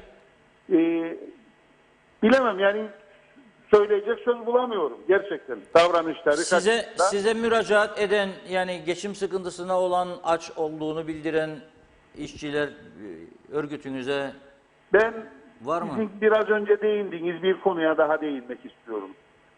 Biz tüm firmalarımıza yardım paketleri hazırlayın ve etrafındaki tüm insanlara da yardımlar yapın diye çağrıda bulunduk ve yapılıyor. Bunları takip ediyoruz. Bunun reklamını hiç yapmadık bazıları. Yapılmasına da karşıyım. Şiddetle karşıyım. Bakın 1,5 milyon TL inşaat encümeninden biz alım yaptık. Sağlık Bakanlığı. Evet. Alo. Yine kesildi. Evet, telefonun kesildi. Evet, bu arada Turkcell'in gücü mü azaldı tesimin, yoksa şarjlar mı bitiyor? Bu arada çünkü herkes çok konuşuyor. öyle bir kesiliyor ki sanki şarj bitmiş gibi oluyor Evet, ama öyle oluyor. bir anda pat diye kesiliyor. Evet, değerli dost Levent'in bir yeni bilgisini paylaştı. Rum yönetiminin Bakanlar Kurulu koronavirüs salgını sebebiyle durma noktasına gelen ekonomik hayatın devamlılığı için kritik bir karar alarak kredi ödemeleri ve faiz üzerinde 9 ay moratorium kararı aldı. Yani biz bir önce sorduk başbakana, bir şey olmadı, oradan bir net karar yok ama bakın 9 ay moratorium kararı alıyor Rum yönetimi kredi ödemeleri ve faizleri üzerinde. Bu bilgiyi de paylaşmış olalım. Geldi mi tekrar hattımıza Sayın Başkan? Evet başkanım buyurun. Aniden koptunuz. İnşaat Encümeninden Sağlık Bakanlığı'nın acil servisin, yangın çıkan bölümün tamiratı, oralara işte oksijen cihazlarının alınması falan filanla ilgili 1,5 milyon TL katkı yaptı. Ama bunu çıkıp hiçbir gazetede, hiçbir televizyonda söylemedi. Dünya Evet. kadar insana gıda yardımı yapıyoruz. Özellikle bunun reklamı yapılmasın diye çağrı yapıyoruz. Yıllardır SOS olsun, Kanserle Mücadele Derneği'ne olsun, Görmezler Derneği'ne olsun, ortopedik özürlüler olsun, yüz binlerce lira katkı yapıyoruz. Bir tek defa bile bunun reklamını yapmadık. Kanaatimce bunun reklamını yapmak çok yanlış bir şeydir. Yanlış. Hele böylesi bir dönemde Evet. çıkıp da ben şu yardımı yaptım, ben bu yardımı yaptım diye Doğru. palavra atmak bana göre çok yanlış bir davranış. Aynı görüşteyim. Yardımı yaparsanız siz bilin, Allah bilsin yeterlidir. Aynen öyle. Bir şey daha söylemek istiyorum. Evet. Bizim bankacılık sektörüyle ilgili bir takım önerilerimiz olmuştu. Bu önerilerimizin içerisinde mevduatlara müdahale edilsin ve mevduatlar kesilsin diye bir önerimiz olmadı. Ama şunu söyledik. Dedik ki bu kriz atlatıldıktan sonra bu ülkede bizim yeni bir kalkınma planına ihtiyacımız olacaktır. Kalemi bıraktığımız yerden alıp da devam etmeyeceğiz. Bu kalkınma planının ortaya çıktığı dönemde ihtiyacımız olan kaynak ne Dünya Bankası'ndan gelecek ne uluslararası fonlardan gelecek. Belki de Türkiye'den de gelmeyecek. Tek kaynağımız bizim bu ülkemizdeki bankalardır ve ülkemizdeki mevduatlardır. Bu kaynağı kullanarak, olabildiğince efektif kullanarak kalkınmak zorundayız dedik. Şimdi Rum tarafı hatırlayacaksınız bir dönem mevduatlara müdahale. Ne oldu? Bankalar battı mı? Yok batmadı. Eskisinden çok daha güçlüler. Önemli olan siyasi otoritenin o ülkenin ayağa kalkması için vereceği kararlar ve bu kararların arkasında tereddüt etmeden durmaktır. Önemli olan. Doğru. Yoksa tereddüt ederseniz sürekli birileri gelir size müdahale eder. Nitekim bizde de böyle oldu. Sayın Başbakan her seferinde karar değiştirdi. Neden? Bankacısı geldi, ötekisi geldi, berikisi geldi. Sürekli etki altında kalarak maalesef cesaretsiz bir paket ortaya çıkarabildi ve cesaretsizlikle ortaya çıkmış paket de işte burada gördüğünüz paket. Dolayısıyla toplum tarafından hiçbir ekonomik örgüt tarafından kabul görmemiş, esnaf tarafından kabul görmemiş, turizmci, yüksek öğretim tarafından kabul görmemiş ama muhalefet tarafından kabul görmemiş ama hükümet tarafından kabul görmüş ve maalesef 5 tane bankacı tarafından kabul görmüş bir paket. Söyleyecek söz bulamıyorum ama aradan birkaç gün geçsin, bir salgınla karşı karşıyayız. Şu anda esas olan bu salgının önüne geçmemizdir. Şu anda önemli olan insanlarımızın can kaybı olmamasıdır, bunun önlenmesidir. Kimsenin aç kalmamasıdır. En fazla konsantre olduğumuz nokta budur. Elbette ki bu yapılan yanlışın hesabını soracağız günü geldiğinde. Evet, Evet. çok doğru söylediniz ama şimdi sizleri yani en büyük sektörler ben biraz önce saydım zaten ticaret odası olsun, sanayi odası, otelciler birliği, müteahhitler birliği bu ülkenin zaten ekonomisi bellidir. Esas ağırlıklı olarak lokomotif sektörler bunlar saydığım gibi bu sektörleri içine alacak bir oluşum. Siz bunu örgüt olarak mesela ticaret odasından talep etseniz de bir an önce ortak bir oluşuma gitseniz ve hükümete bu konularda kapsamlı yani öyle sayfa sayfa 200 sayfa 300 sayfa değil çünkü bazen de şey oluyor fazla genişledik sonra işler hiç raporlar uzun uzun raporları işe yaramıyor. Böyle kısa başlıklar altında ama acil çözüm üreten öneriler ortaya çıksa yani atıyorum mesela işte bu özelde çalışanların maaş durumu bu 1500 TL yetmeyecek. Gerisi nasıl karşılanacak? 2. Bu sağlık sıkıntısı çeken evinde bakıma ihtiyacı olan insanlar. 3. Özelde çalışıp çalışma izinli olan ve ekonomik sıkıntı içine giren, geçinemeyen, yemek bile bulamayan insanlar başladı. dediğim gibi size sayısız başvuru geliyor bize de yardımcı olun. Yetişemiyoruz diye. Lefkoşa Belediye Başkanı zaten kaç gündür söylüyor, ben yetişemem, bu kadar talep ediyor. O kadar çok başvuru var, yetişemiyorum diyor. Belediyelerin tabii bir de %25 kısıtlandığı bütçeleri, daha da krize girdiler. İlaçlama isteniyor belediyelerden koronaya karşı. O ilaçlara büyük paralar giderken bunlar şimdi bir de kesinti. Böyle bir oluşum için siz girişimler yapıyor musunuz? Pazartesi günü bütün örgütleri, sizin söylediğiniz gibi bütün örgütleri toplayıp hem ekonomik yönde önlemler alınması için birlikte hareket etmek, hem virüsün yayılmasını engellemek için katkı koymak düşüncesiyle, hem sokakta işsizliğin önlenmesini, hem evlerde açlığın önlenmesini engellemek için ülkenin omuz omuza vereceği, kol kola gireceği bir zincir oluşturmak için toplanıyoruz. Bu çerçevede Kızılay'ımız da iyi çalışıyor. Ona da biz bir takım katkılar yaptık. Onlarla da bir diyalog içerisindeyiz. Ama benim önerdiğim yalnızca sivil toplum örgütlerinin değil, tüm siyasi partilerin de geleceği bir toplumsal mutabakat komisyonu oluşturmak bence bu dönemde en güzelidir. Hükümetin de böyle bir organizasyonu dışlamak değil, sahiplenmesi gerekir diye düşünüyorum. Böyle bir organizasyonla birlikte çalışması gerekir diye düşünüyorum. Yani burada bir siyasi parti olarak veya bir siyasi duruş olarak bir başarı hikayesinin altına imza atmanın peşinde koşulmaması lazım. Tüm yani evlerde oturan insanlarımız bizden birlik, beraberlik ve kendilerine sahip çıkma örneğini göstermemizi bekliyor. Biz bunu yapmaya çalışıyoruz. Bunu yapmak için de zemin oluşturacağız pazartesi günü. Gelirse hükümetimiz de bizimle birlikte çalışırsa mutluluk duyarız. Evet, çok teşekkür ediyoruz. Kolaylıklar gelsin. Ben teşekkür ederim. İyi yayınlar. Sağ olun, hoşça kalın. Evet. Ülkenin en önemli sektörlerinden birisi tabii. Sektör artık inşaat falan durdu, bilmiyorum. Şimdi bu krizde bazı daireleri devlet açıyor para toplasın diye, ama tapu dairesi açık mı bilmiyorum. Çünkü son günlerde bazı inşaat şirketleri inanılmaz indirimler yaparak sosyal medyada paylaşım yapıyor. Hatta mesajlar gelmeye başladı. Herhalde paket satın alıyorlar ve o paketlere gönderiyorlar. Diyorlar ki işte normal parası budur, siz bu kadar onda birini verin, gelin alın girin içine diye. Çünkü duruyor orada, bina bitmiş, çaresizlik içerisinde müteahhit firma bunu satmaya çalışıyor. Peşin ödemede şu kadar indirim, yarı yarıya kadar gelen fiyatlar var. Adam varsa parası gidip çekip bankadan alacak bunu.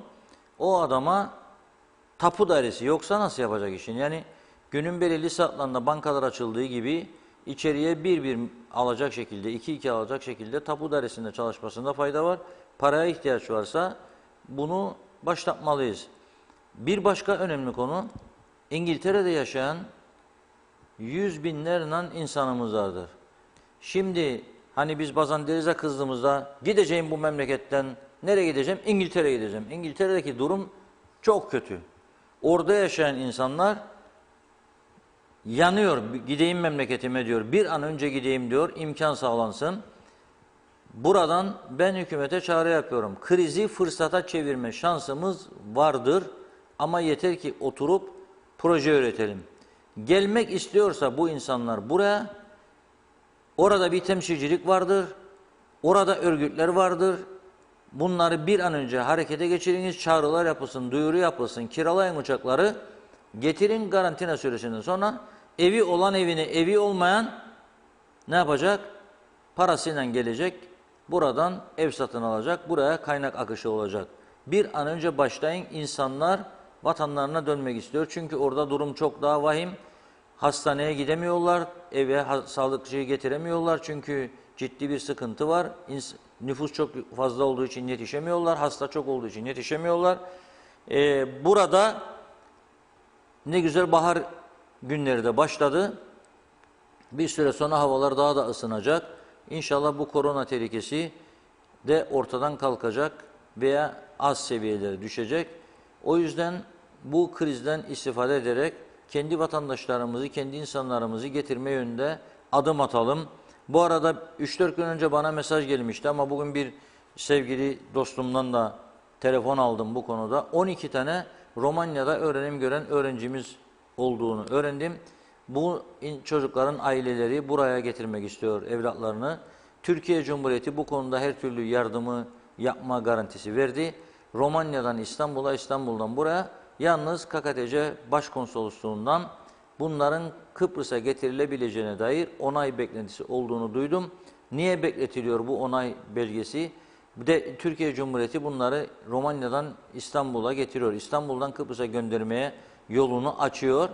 Getir, karantinaya al, 14 gün beklet, 14 gün sonra da aileleriyle kucaklasınlar, bütünlesinler. Niye gelecekler? Çünkü hayat durmuştur. En ünlü ülkelerde bile, İtalya'nın haline bakalım. Binlerce ölüsü var ve binlerce de pozitif vakası vardır. Hayat durmuş, marketler yağmalanmış, bitmiş, kapanmış, yollar, insan yok. Her taraf kapanmış, ne restoran, ne market, ne iş yeri, hepsi kapalı. Hayat tamamen durmuş. Buralarda olan insanlar kendi ülkelerini öncelikle istiyorlar. Bunlara sahip çıkalım. İmkanlar vardır. Buraya para akışı da olabilir. Çok büyük bir fırsattır. Tabii bankaların batmayacağı garantisini vererek. Evet, dün büyük belediyelerimiz bölgesi olarak noktalarda bağlantılar yaptık. Sayın Supi Coşkun da bugün bağlanmak istedi, Dipkarpaz Belediye Başkanımız. Sanırım hatta şu anda. Sayın Başkan merhaba. Merhabalar Aytuğ Bey, Reşat abiye de iyi akşamlar diliyorum. Merhaba başkanım, hoş Buyurun. geldiniz. Karpaz'da durumlar nasıl başkanım? Vallahi Karpaz 40 yıldan beridir nasıl kaderine terk edilmişse bizi virüse de karşı da biz dedik belki virüste birleşiriz de belki bizi hatırlarlar ama maalesef virüs konusunda da bizi yalnız bıraktılar hükümetimiz.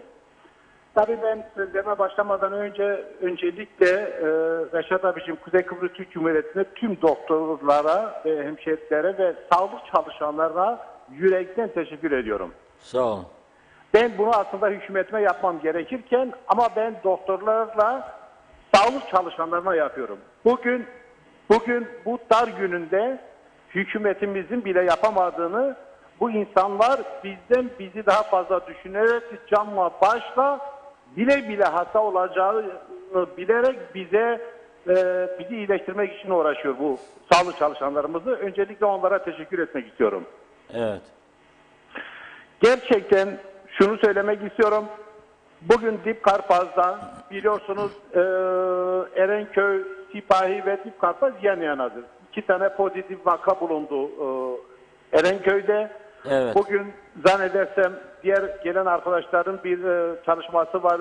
Diğer ailelerle ilgili bir çalışmaları var. Her an daha sonuçlanmadı. 2 tane Erenköy, 2 tane Mehmetçik, bunlar sağlık çalışanı ve gene bir tane şoför Mehmetçik'te.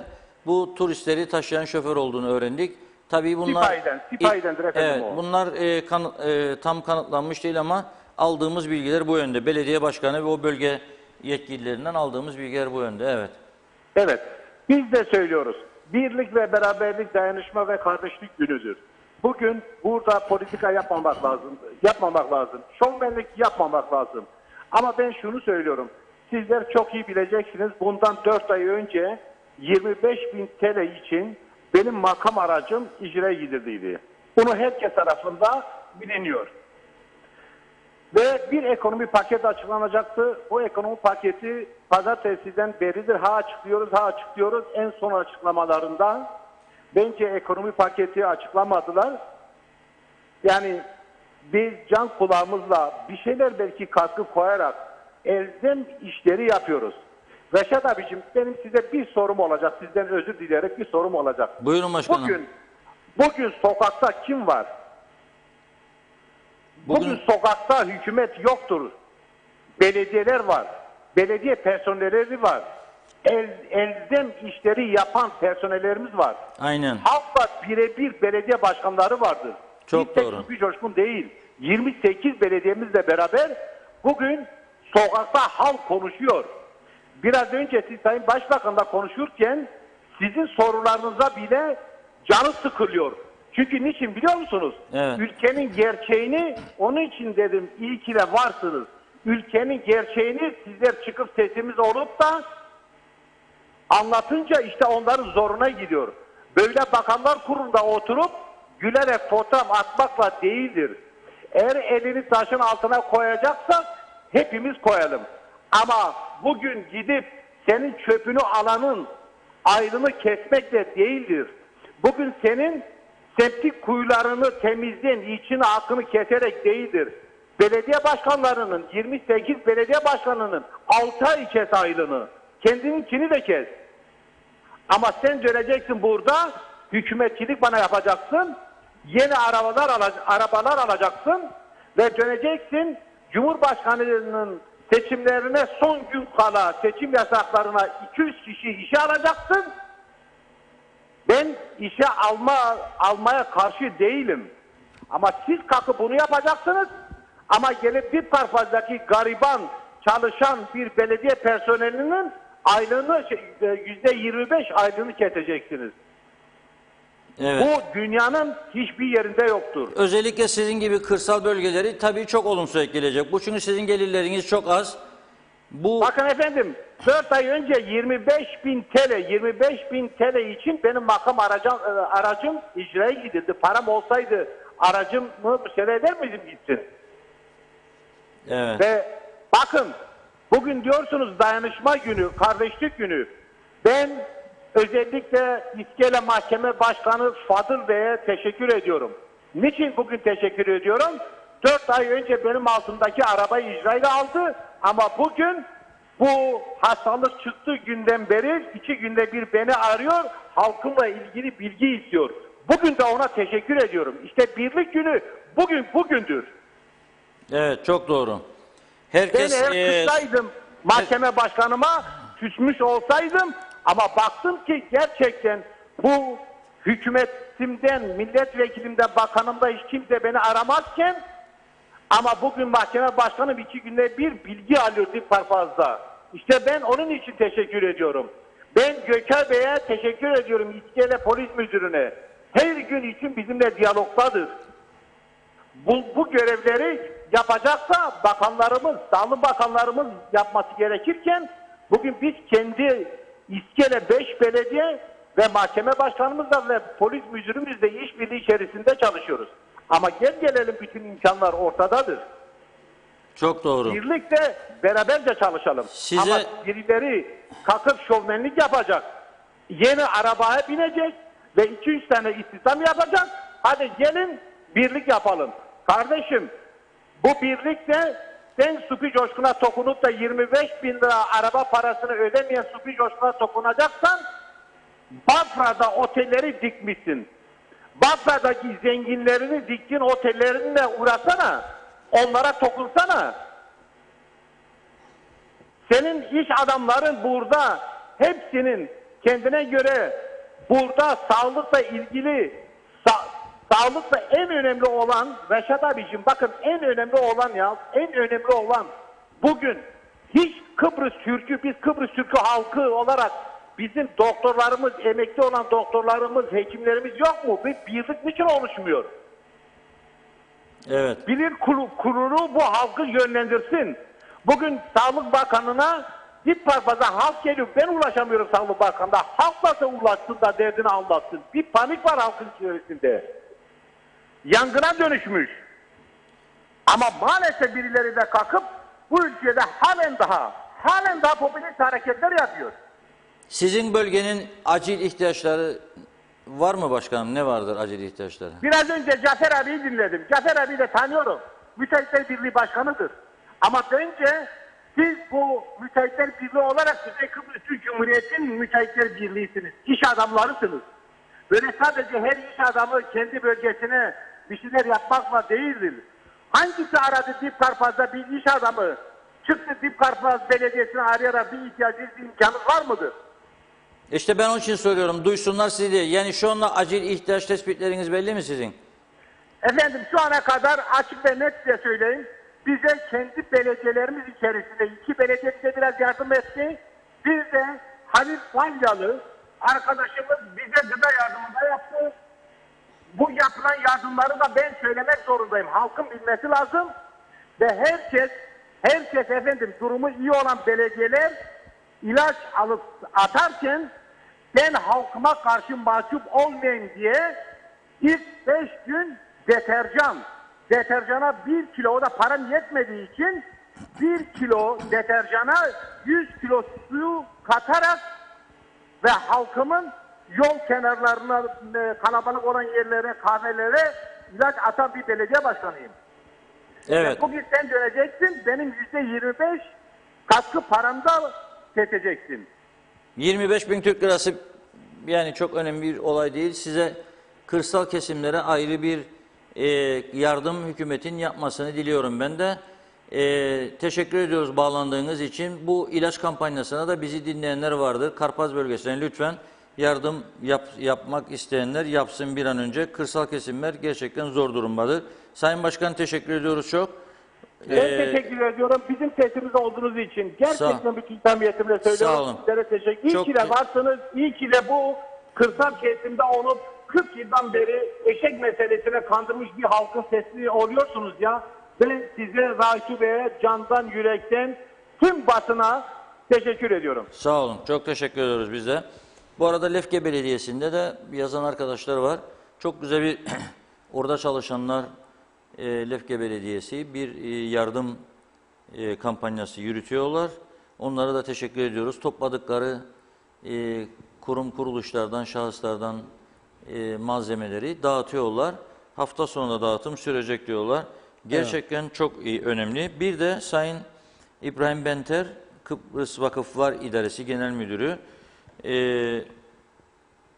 bugüne kadar son 3 hafta içerisinde 400.000 Türk liralık yardım yaptıklarını belirtiyor Vakıflar İdaresi olarak ve bu alınan malzemelerin de tümünün fatura bedellerinin ödendiğini söylüyor. Ona da buradan çok teşekkür ediyoruz. Vakıflar İdaresi gerçekten her zaman için özellikle son 2-3 yılda çok ciddi katkılar sağlıyor halkımıza. Bu arada tabii sektörleri konuşuyoruz da tabii bu ülkenin öyle bir özelliği var ki insan yaşamında çok önemli bir sektör de otogalerilerdir. Yani otogaleriler bu ülkede önemli sektörlerden biridir ve tabii kriz başladığı anda ilk etkilenen sektör oluyor. Çünkü kimsenin cepte para olmayınca gidip araba almıyor. Bu sektörler ellerinde ne kadar güç var ki dayanabilecekler? 2 ay, 3 ay, 4 ay. Şimdi yanlarında çalışan işçiler bu ay hiç ödeme yok. Bir sonraki ay 1500, bir sonraki ay 1500. O insanları nasıl ödeyecekler? Hadi diyelim ki işletme sahibinin biraz parası vardır. Bir süre götürecek. Bunu nasıl götürecek bilmiyorum. Bir arkadaşımız var, bu memleketi çok seven, İngiltere'de yaşayıp döndükten sonra uzun yıllar buraya restoran işletmeciliği yapıyordu. Şimdi işler durdu ama yine de umudunu tüketmeden çalışıyor Erol Canseç. Çıkıyor denize, balık avlıyor, dönüyor, vatandaşlara çağrı yapıyor. Sırayla diyor, bir gelin isterseniz kilosu 20 liradan alın gidin evinize diyor ama bir önerisi vardır. Balıkçı gırgırlarını getirsinler diyor, bu ülke aç kalmaz, çok balık çıkar bu ülkede diyor. Bunu da yetkililer değerlendirsin diyorum. Karpaz bölgesinden çok katkıları olan o bölgenin Mehmetçik Karpaz Alliance Kulübü Başkanlığı yapan Selda Hanım'dan güzel bir mesaj var. Virüs olayı korkusu varmış o bölgede. Çünkü Selam İspahi Otel'de çalışanların büyük bir kısmı o bölgelerde yaşıyor. Bize diyor ciddi bir tarama yapılsın. İnsanlar panik içindedir diyor. Bunu üretiyorum. Yetkililer bunu duysun. Evet. Bu arada yardımlardan bahsettiniz. 240.000 TL de Haluk Levent'in Belediyeler Birliği'ne, kendinin o bir yardım şeyi var, derneği var. 240.000 TL yardım yapmış Belediyeler Birliği'ne. Onu da eklemiş olalım ve yavaş yavaş Sayın Akar toparlayalım artık. Evet, bugünlük bu kadarla noktalayalım. Çünkü çok yapacak işlerimiz de var. Ama bir an önce bu yardım seferberliğini başlatmamızda büyük fayda vardır. Programın başına söyledim, bir daha söylüyorum. Sadece bir ülke vatandaşı 800 kişi var. İnşaatlarda veya başka yerlerde çalışan, tamamen aç, susuz, yardıma muhtaç vaziyette ve sinirler de gerilmiş vaziyette. Bir an önce bu komiteyi çalıştıralım, hayata geçirelim ve insanlar bilsin ki yaptıkları bağışlar doğru yere gidecek. Yerlisine, yabancısına, bu ülkede yaşayan herkese yardım edelim, yardım elini uzatalım, katkılar gitsin. Kimse ilaçsız, kimse yemeksiz kalmasın, aç susuz kalmasın. Bu konuda birlik, beraberlik, dayanışma içerisinde olmamızda büyük fayda vardır. Yine biz gelişmeleri buradan sizlere aktarmaya devam edeceğiz. Her gün saat 16'da buralardayız. Görüşmek dileğiyle. Efendim bugünü noktalayalım. Yarın önce tabii sabah programında sevgili Çiğdem tüm gelişmeleri aktaracak. Öğlen yine 2'de biz programımızda detayla birlikteyiz.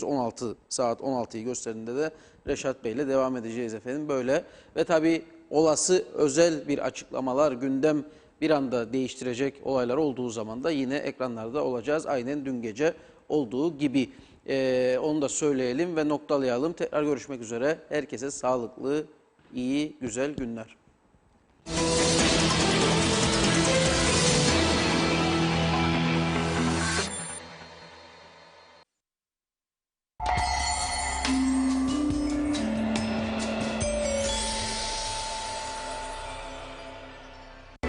En doğru habere en hızlı ulaşabilmeniz için Alo Diyalog hizmetinizde. Çağırın, gazeteniz Diyalog ayağınıza gelsin. Marketlere çıkamayan vatandaşlarımızı dikkate alarak Lefkoşa bölgesinde gazetenizi evinize getiriyoruz. Alo Diyalog iletişim hattı 0533 853 5410. Gazeteniz Diyalog sadece 4 TL.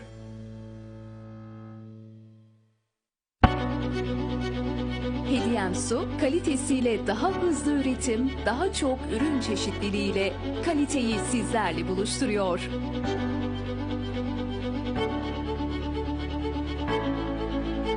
Doğanın hediyesi. Kaynağından sofranıza. El değmeden Kıbrıs'ın en çok tercih edilen markası.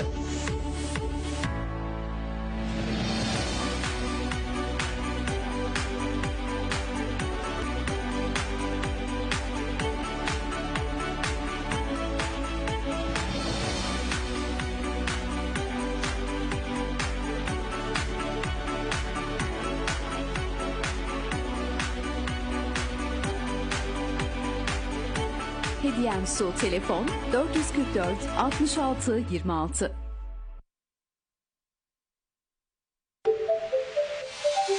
Nostaljik western konseptiyle tasarlanan, soluk kesen gün batımı ve eşsiz Akdeniz manzarasıyla Parkta Et, damaklara olduğu kadar gözlere de şenlik yaşatıyor. Her ayrıntının titizlikle düşünüldüğü, etin kusursuz piştiği zengin şarap menüsüne sahip Parkta Et'in konukları, şefin ateş şovlarıyla heyecanlı anlara tanık oluyorlar.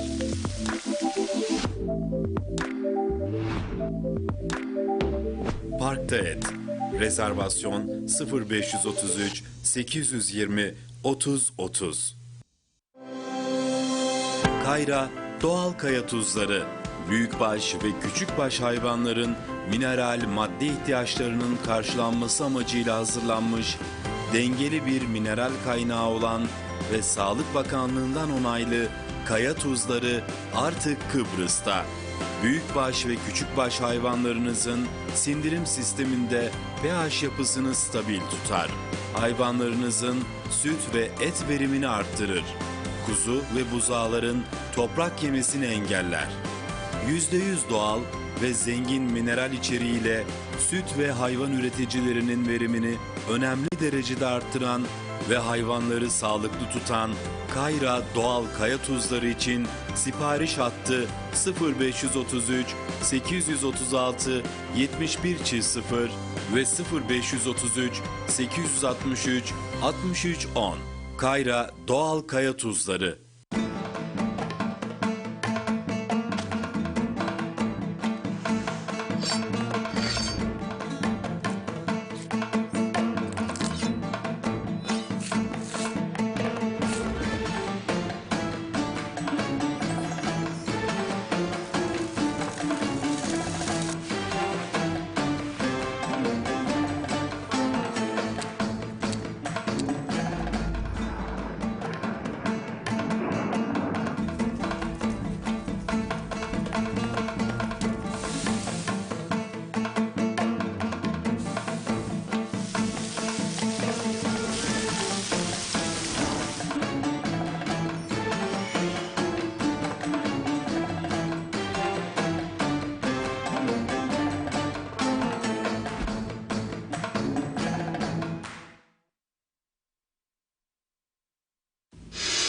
Kido Farm, çocukların eğlence dünyası.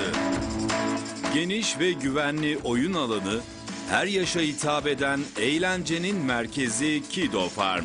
Çocuklarınızın hem eğleneceği hem de yeni arkadaşlıklar kurarak sosyalleşeceği Kido Farm, her noktasında ayrı planlanmış oyun alanlarıyla hizmetinizde. İster Kido Farm sanal gerçeklikle 7'den 70'e sanal dünyada gerçek bir yolculuğa çıkın. İster çocuklarınızın yaratıcılığını ve yeteneklerini sergileyeceği Legoland'in keyfini çıkartın.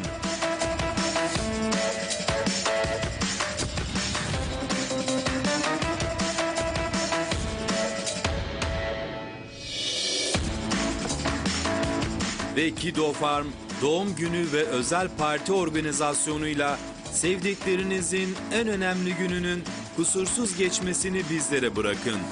Siz unutamayacağınız bir gün yaşayın.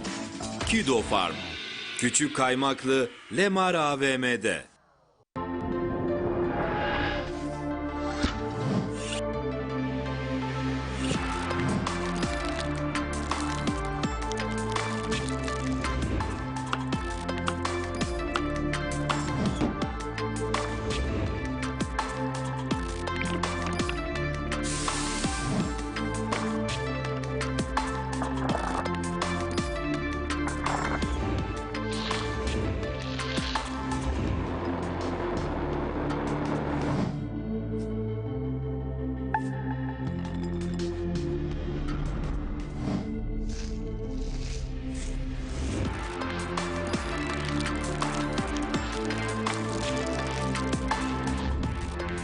Uzak Doğu mutfağının eşsiz lezzetleri Royal Mandarin'de.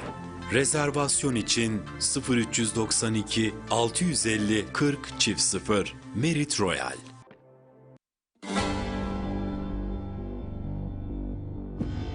Size bir sorumuz var. Biz dünyanın en son teknolojileriyle üretim yapabilir miyiz?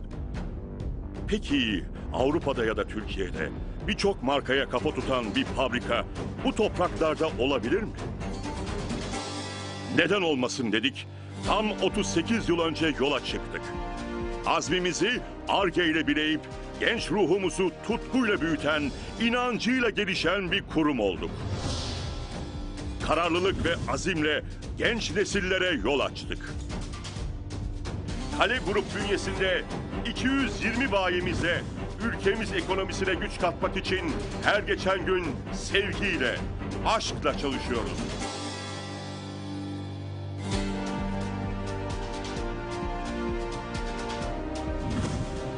Biz rekabetçi gücümüzü yalnızca kendimize aşmak, daha iyiye, daha güçlüye, daha mükemmele ulaşmak için kullanıyoruz. İşte bu nedenle Kale Grubun tutkusu yüreğinde, sevdası memleketindedir. Seni seviyoruz Kuzey Kıbrıs. Kale Boya, Kule Yapı Kimyasalları, ÇBS Boya ve Kale Metal, Hasan Onat Sanayi Limited iştiraklarıdır. Mutfaktan bir şey isteyen var mı? Türkiye'de Pepsi içmeyen kalmasın istiyorum. Beyaz. Sadece beyaz değil, Pepsi'nin yeni yüzü beyaz. Kızlar! Birer Pepsi alır mı? Evladım, yavrum. Kol böreğim o. Pepsi'siz gitmez o. Efendim muhteşem bir aile, harika bir yemek. O zaman bu da bendense. Geç oldu çünkü benim dönmem lazım. Afiyet olsun. Havada karada herkes Pepsi içiyor. Ya siz? Oo, zaten içiyor musunuz ya? Çek. Siz tadım testine gelmiyor musunuz gençler? Tadım testleri başladı mı? Başladı tabii. Ben başlattım. Pepsi içmeyen kalmayacak demiştim değil mi? Hepsi bir yana, Pepsi bir yana. Pepsi.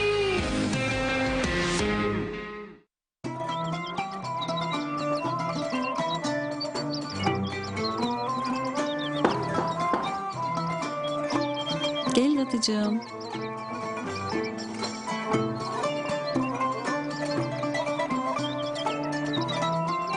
Sultan'man yakışan kahve.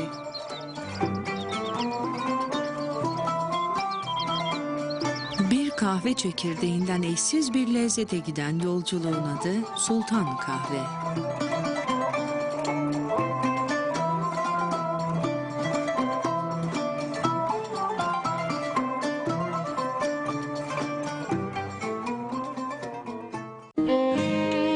Merit Crystal Co. hayallerinizi gerçekleştirmek için kapılarını siz mutlu çiftlere açıyor. Unutamayacağınız bir düğün. Merit Crystal Co. kalitesi, kusursuz organizasyon ekibi ve muhteşem hizmetiyle sizleri bekliyor. Siz sadece hayal edin. Biz gerçekleştirelim.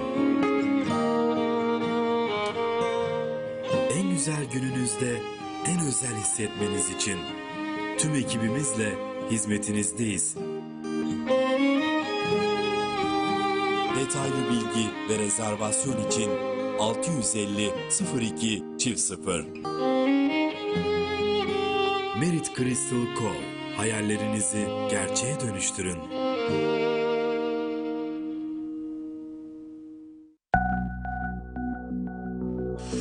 Size en yakın frekans 91.3 Radyo Diyalog.